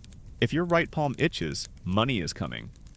If your left palm itches, you will lose something. Newborns wear lucky charms on their clothes. Bread should never be placed upside down. Shoes should never be placed facing the door. You've seen your neighbors hanging garlic in every window. Not for flavor, for witches. She claimed someone walked past her house and muttered something. The next day, her husband fell off a ladder. Coincidence? Maybe. But no one questioned the garlic. You know a man who carries a piece of bone in his briefcase. He says it belonged to a saint. You're not sure, but he's never broken a bone, and he walks straighter than men half his age. There is a woman in the woods who talks to birds. Some call her a witch. Others call her a healer. You have seen her cure infections with strange herbs and whispers. People visit her secretly, especially when the priest's prayers don't work. They never admit it. Even the church, though it condemns superstition, indulges in it. Relics are venerated. The fingernails of saints, fragments of the true cross, vials containing holy tears. Pilgrims travel hundreds of miles to kneel before them. Faith and fear go hand in hand. And then their eye-zevel eye. A look from someone with bad intentions can spoil milk, wilt crops, sour bread. You avoid eye contact with some villagers. You whisper prayers under your breath. You wear a red thread around your wrist, just in case. Dreams are also warnings. Dreams about drowning? Betrayal is coming. Dreams about blood? Someone is pregnant. Dreams about teeth falling out? Death is after you. You've had that dream before. You haven't left the house for 3 days. Astrology is everywhere.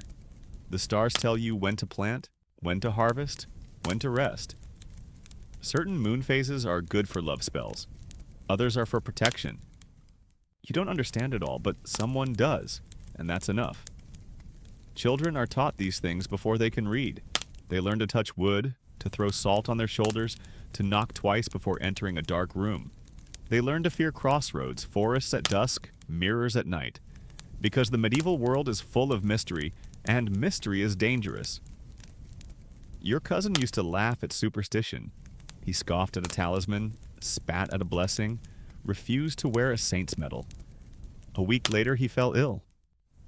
No one could tell why. The priest prayed. The healer tried. Nothing helped. He was dead before the month was out. Now, even his parents leave food out for the wandering dead on All Souls' Eve. It's not that you believe every story, it's that you cannot help but do. When crops fail, when children die, when disease strikes, it feels better to have a reason, even if it's invisible. A logic beyond logic, a map of the unknowable. At night, when the wind is howling and the fire is low, you throw a pinch of salt on the fire. You put the iron scissors under the bed. You whisper the prayer your grandmother whispered. You do not understand the words, but they make you feel less alone. And in this world, sometimes that's more powerful than evidence. Part 19. Cleanliness is complicated. You wake up with an itch. Nothing serious, just your shoulder, maybe your neck. A quick scratch and it fades, but it comes back. Again. You look under your shirt, A red lump, another on your thigh, a few more near your waist. Fleas again. You sigh. That's normal. In your world, clean doesn't mean what it means today. No daily showers, no scented soaps, no fresh towels. Cleanliness is relative. Cleanliness is acceptable. And for most people, that means not smelling anything, alsily, and not covered with dirt. You bathe when you can, maybe once a week if there's enough water. More often in the summer, less often in the winter. You boil water over a fire, pour it into a wooden tub, if you have one, and scrub with lye soap. It's harsh. It burns the cuts on your hands. But it gets the worst of the stains out. Kind of. Sometimes the whole family takes turns using the same water source. The elderly first, then the children. Don't throw the baby out with the bath water. It's not just a saying, it's a warning. Your clothes? Wool or linen. Wash them when they start to smell or when the stains are too obvious. Which means, not often. Laundry day is a complete operation. Boiling water, pounding fabric, wringing by hand, drying in the sun. It's easier to wear something until it's unwearable. And your hair? You brush it. Maybe. You wash it. Sometimes you check for lice. Constantly. Everyone has lice. Everyone. You've accepted it like the weather. The scratching is background noise. Your teeth are another matter. Toothbrushes don't exist. Toothpaste? Ha! You can rub salt or crushed herbs on your gums. Chew on a twig. Gargle with wine or vinegar to freshen your breath. But cavities are common. You've seen men scream as their rotten molars are pulled out with pliers. There are no dentists. Only blacksmiths know how. Attraction. There's no anesthesia either. You bite the skin and pray that you'll pass out quickly. Your fingernails are always dark at the edges. No one judges. Everyone's hands are stained with dirt, ash, animal blood. Soap helps, but not enough. And it's expensive. The good stuff smells like rosemary or lard. You hoard it. In towns, there are public baths sometimes. Men and women bathe together, steam rose. Rumors spread, but so did disease. Some bathhouses were fronts for other activities. The church warned against them. They said sin was hidden in the steam. Still, you go when you can afford it. There's something about hot water that feels sacred, even if the wooden floors creak and the water has been used by 5 other people before you. For many people, it is also cleanliness was suspect. People believed that dirt protected you, especially from disease. Some doctors even said that bathing weakened the body, opening up pores for disease. During the plague, many people avoided water altogether. Instead, they rubbed onions into their armpits, or wore necklaces of dried flowers. One man covered himself in mercury. He died very quickly, but not because of fleas.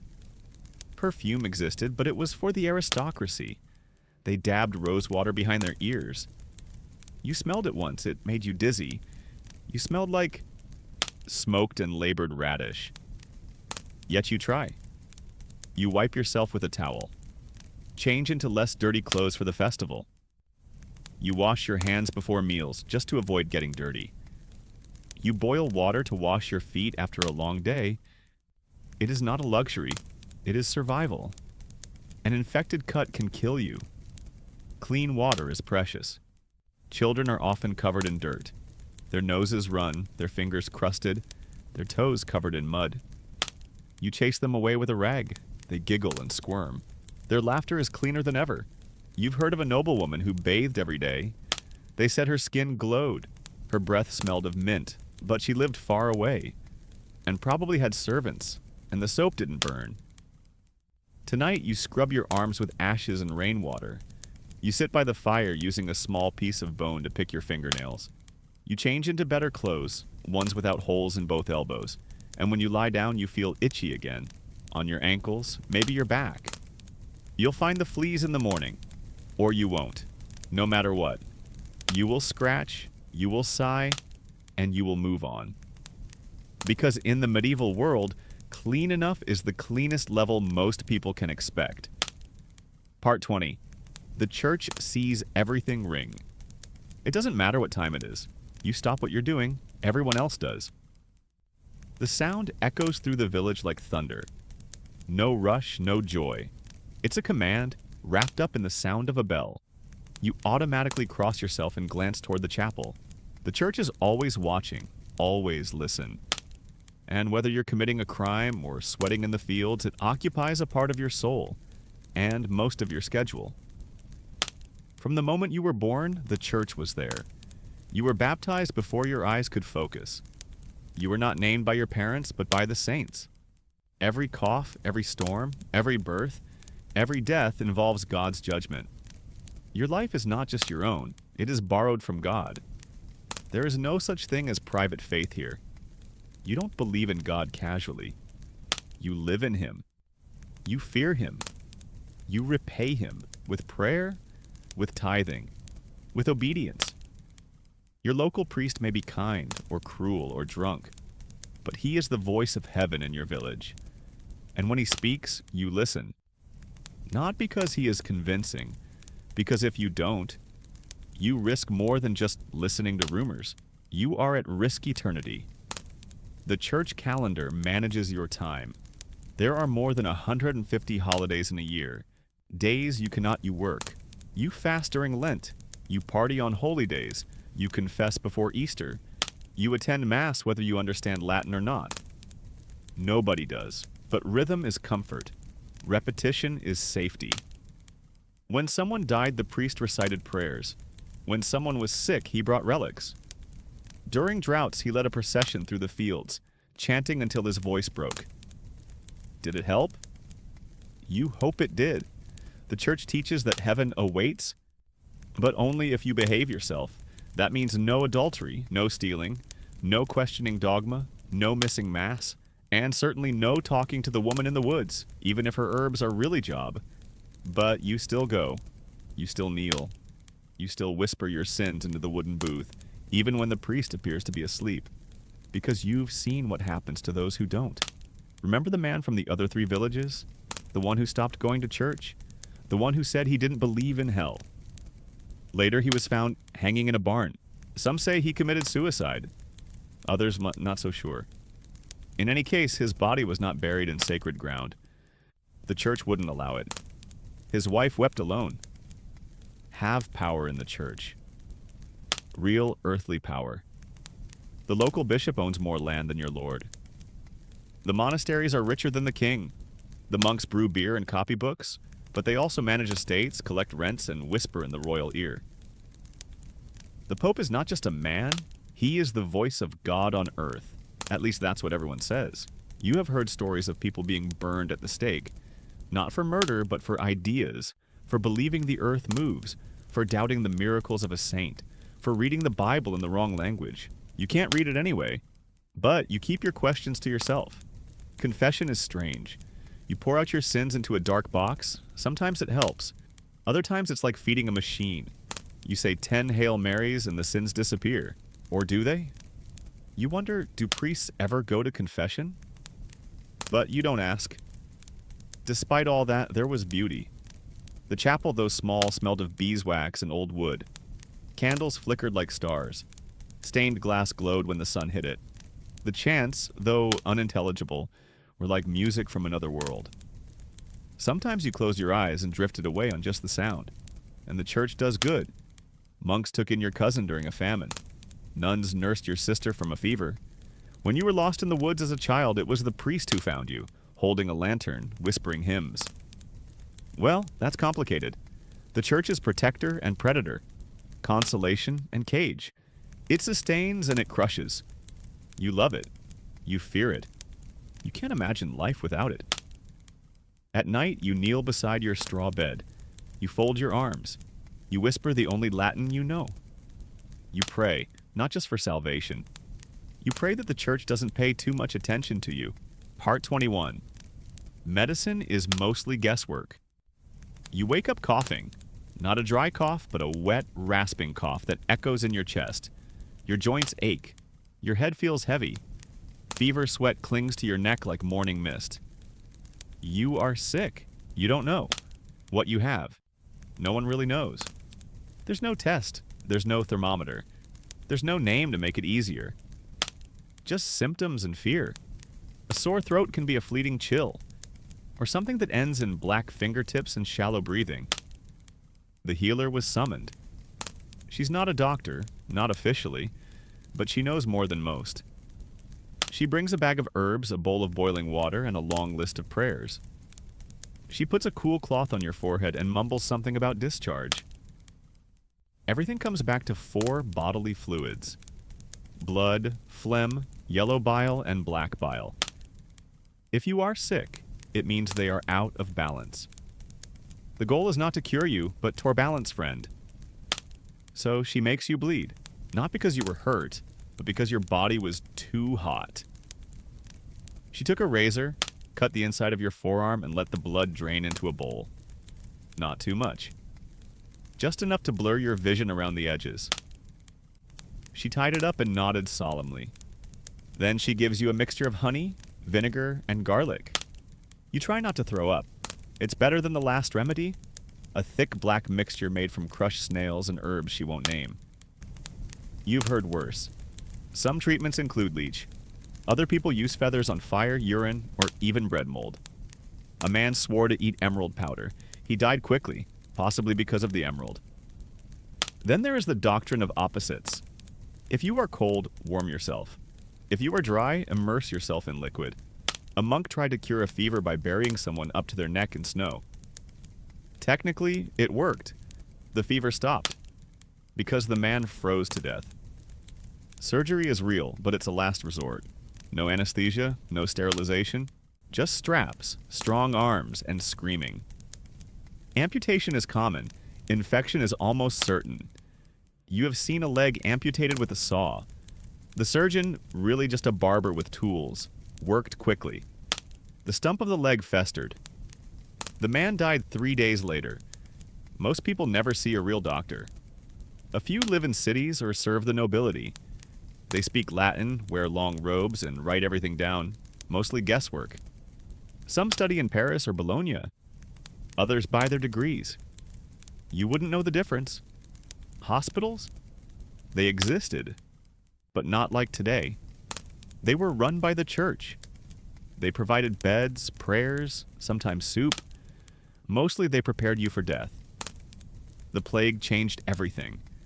When the disease swept through, black boils, fevers, vomiting blood, no one pretended to understand. People died within hours. Whole villages disappeared. Doctors wore bird masks stuffed with herbs. They avoided contact, brandishing sticks to keep you at bay. You remember when it passed through your village. Bells rang all day. Cemeteries filled. No one knew why some people survived and others didn't. The healer burned sage in every room. The priest sprinkled holy water on the doorways. Rats watched from the rafters. Even simple injuries can be fatal. A splinter leads to infection. A toothache turns into sepsis. Childbirth is a horror. Many women die in childbirth. Those who don't die are praised as saints. However, people still keep trying. You use what you have. Honey to heal wounds, willow bark to relieve pain, peppermint to ease nausea. Sometimes it works, sometimes it's just a distraction, but the body is stronger than you think. You have seen people recover from things that should have killed them. You have seen a boy survive a fever for 7 days, only to wake up on the 8th day, hungry and confused. You have seen an old woman recover from a head wound by drinking only broth and chanting to the moon. You will get used to the mystery. You stop praying for a cure and start hoping for rest. Tonight you lie still, listening to your own breathing. It is ragged but steady. The fever has passed, at least for now. The healer leaves a vial of something sticky by your bed. She says it will help. You don't ask what's in it. You just close your eyes and pray to wake up. Part 22. Law is not always justice. You hear screams from the village square. Not a happy scream. A sharp, commanding scream. The kind that makes people stop in their tracks and turn their heads. You step outside and follow the others, your feet crunching on the damp ground. Something is happening. There, in the center of the square, stood a man, bound, bruised, and bleeding slightly from the mouth. Two guards stood on either side of him, holding his arms. He was being charged with theft. What did he steal? They said a chicken, maybe some bread, maybe nothing. In your world, the law is not written in books, but in scars, whispers, and fears. Justice does not wear a cloak. It carries a sword, sometimes a hood. There are rules, yes, but they are different, from village to village, from lord to lord. Punishment depends not so much on the crime as on who you are, and who you are not. If you are a farmer like you, stealing can mean a severed hand, or a night in stocks, your head and hands locked in wood, mockery, rotten food, or worse.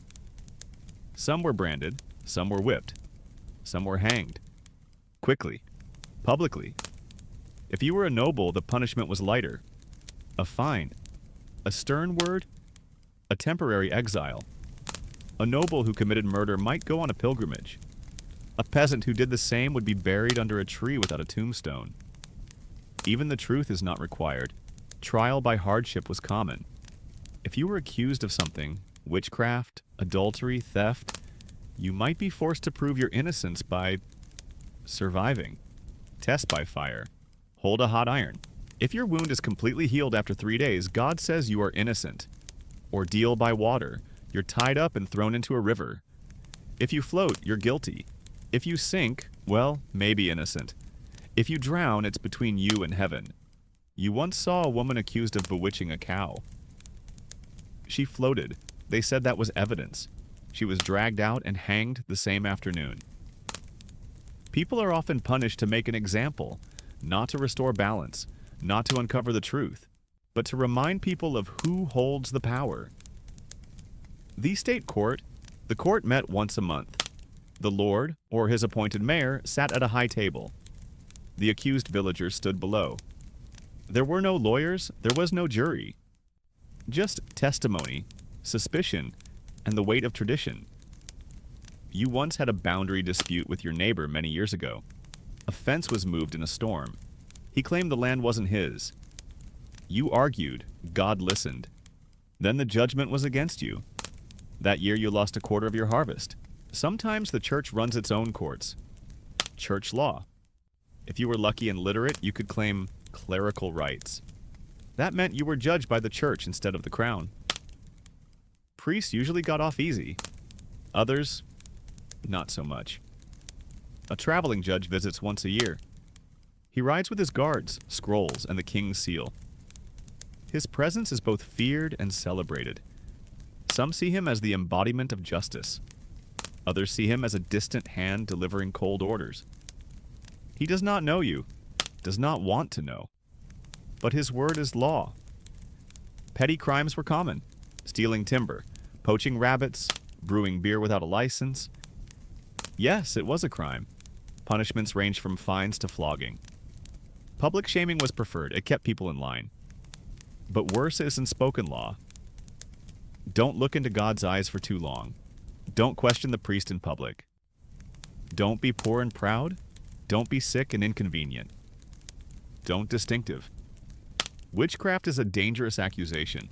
It is rarely about spells. It is about fear, power, and control. You see women criticized for knowing too much, healing too well, or saying too little. Once the whispering starts, it is almost impossible to silence it. You know the law is unfair, but you obey it, not out of respect, but out of survival. Tonight, the man in the square is tied to a post. He begs, he cries. The crowd watches in silence. Some shout insults, some look away. You don't know if he stole anything. It doesn't matter. The punishment has been decided. Eyelashes cracked. Once, twice, a dozen times. You flinch, then you turn away. Because tomorrow, that person could be you. Part 23. War is a way of life. The siren sounds before dawn.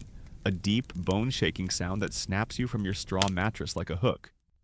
You blink in the dark. Your heart pounding. You know that sound. Everyone knows it. War? Again? You don't ask who started it. In the medieval world, war was not an event but a state of affairs. A backdrop. A recurring disease. It's not always clear who's fighting or why. Borders are fluid. Loyalties shift. Sometimes it's your lord. Sometimes it's your neighbor. Sometimes it's a strange king you'll never meet. But you know what war means to you. Men disappeared from the fields. Horses were captured. Taxes were raised. Food was confiscated for the good of the cause. Fires burned in the distance. Fear settled like smoke. You hear the sound of marching boots before you see them. Soldiers pass through your village. Some wear colors and insignia you don't recognize. Others are mercenaries, raging, drunk, smelling of sweat and death. They demand bread, mead, shelter.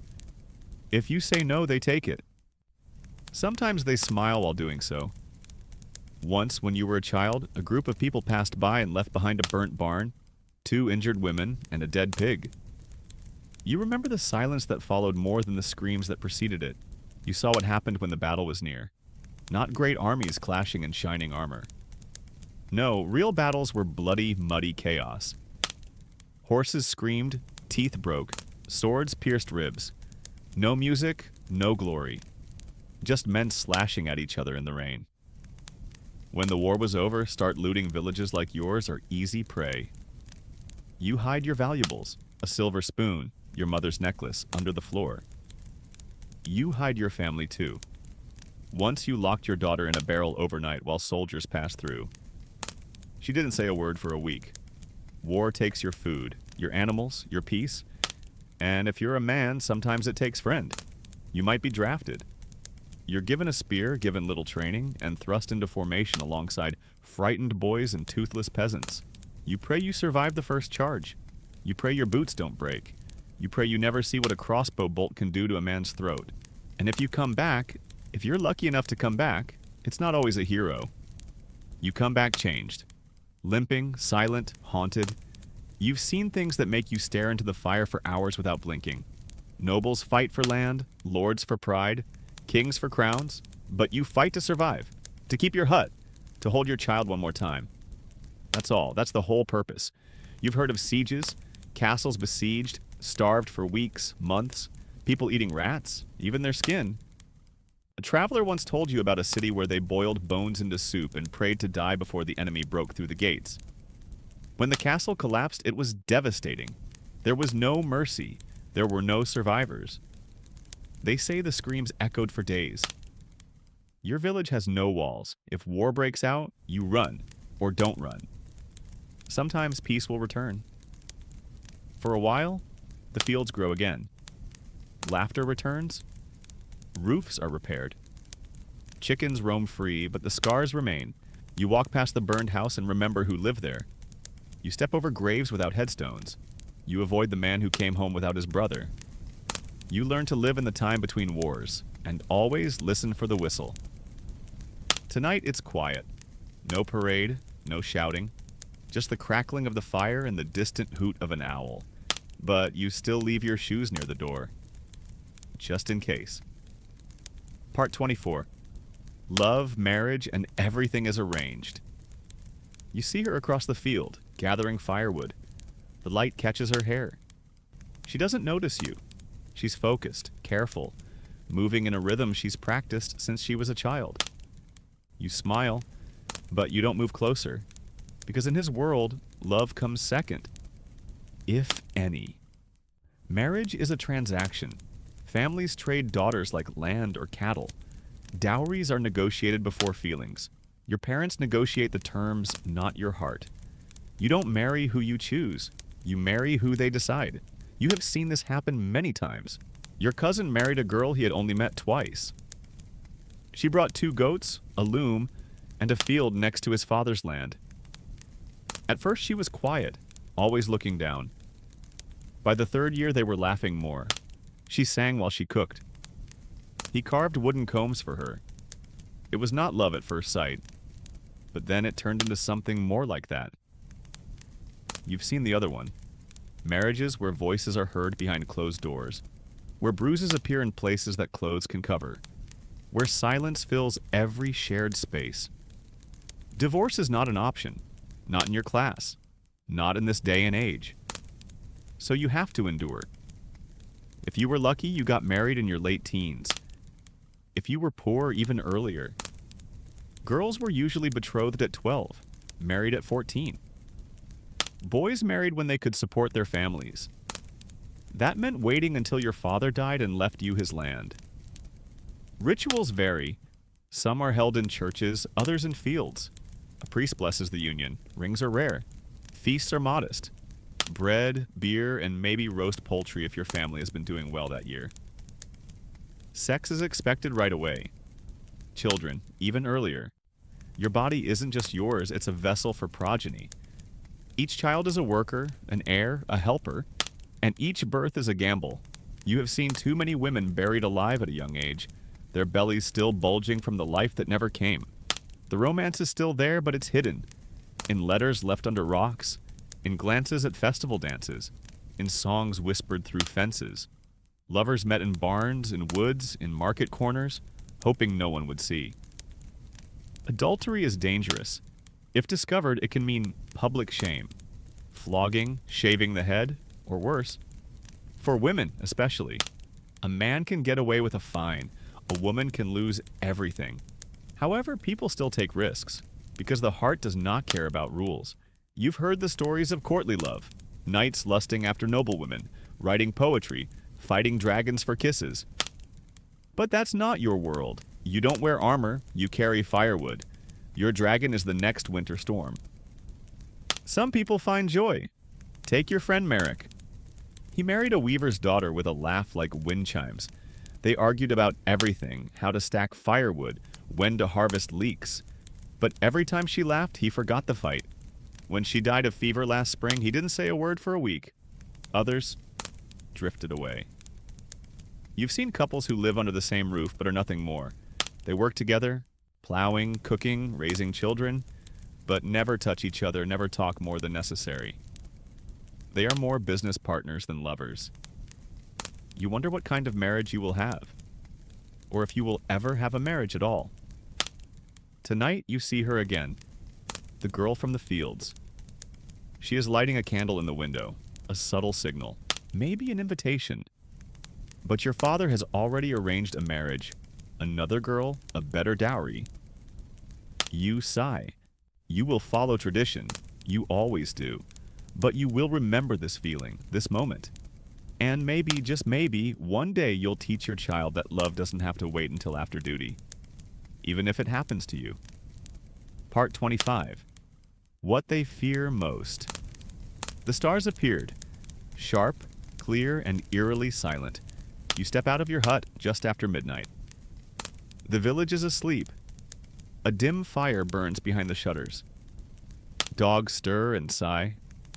The night feels heavy, not cold, not warm, just ancient. You have been told to fear many things in life, but tonight you think about something that really haunted the people of your time. Not ghosts, not goblins, not even war. That is unknown. The dark forest beyond the fields. The grasslands that swallow the traveler. The sky with its sudden sparks.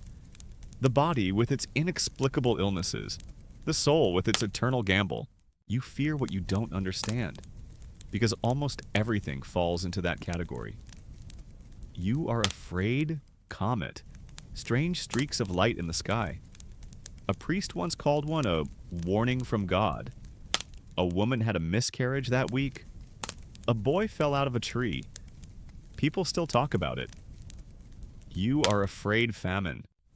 A bad harvest is not just bad luck, it is a death sentence. If the wheat rots, there will be no bread, no porridge, nothing. You have seen children silent with hunger. You have heard bones creaking inside. You are afraid plague, the kind of person who comes unexpectedly and takes without mercy. One day your neighbor is hoeing his field. The next day he is cold and stiff. Then his wife. Then the baker. And then maybe you. You are afraid witch, or what you were taught was witchcraft. Women who lived alone grew strange herbs, talked to animals, or knew too much about healing. Sometimes a birth defect or an unfortunate storm was all it took to call it witchcraft. And you are afraid, Hull. Not as a metaphor, as a place. With fire. With demons. With screams. You fear that one wrong step, one missed mass, one whispered doubt, could send your soul spiraling downhill forever. That fear holds you in line better than any king or sword ever could. You are afraid change, because it always comes with pain.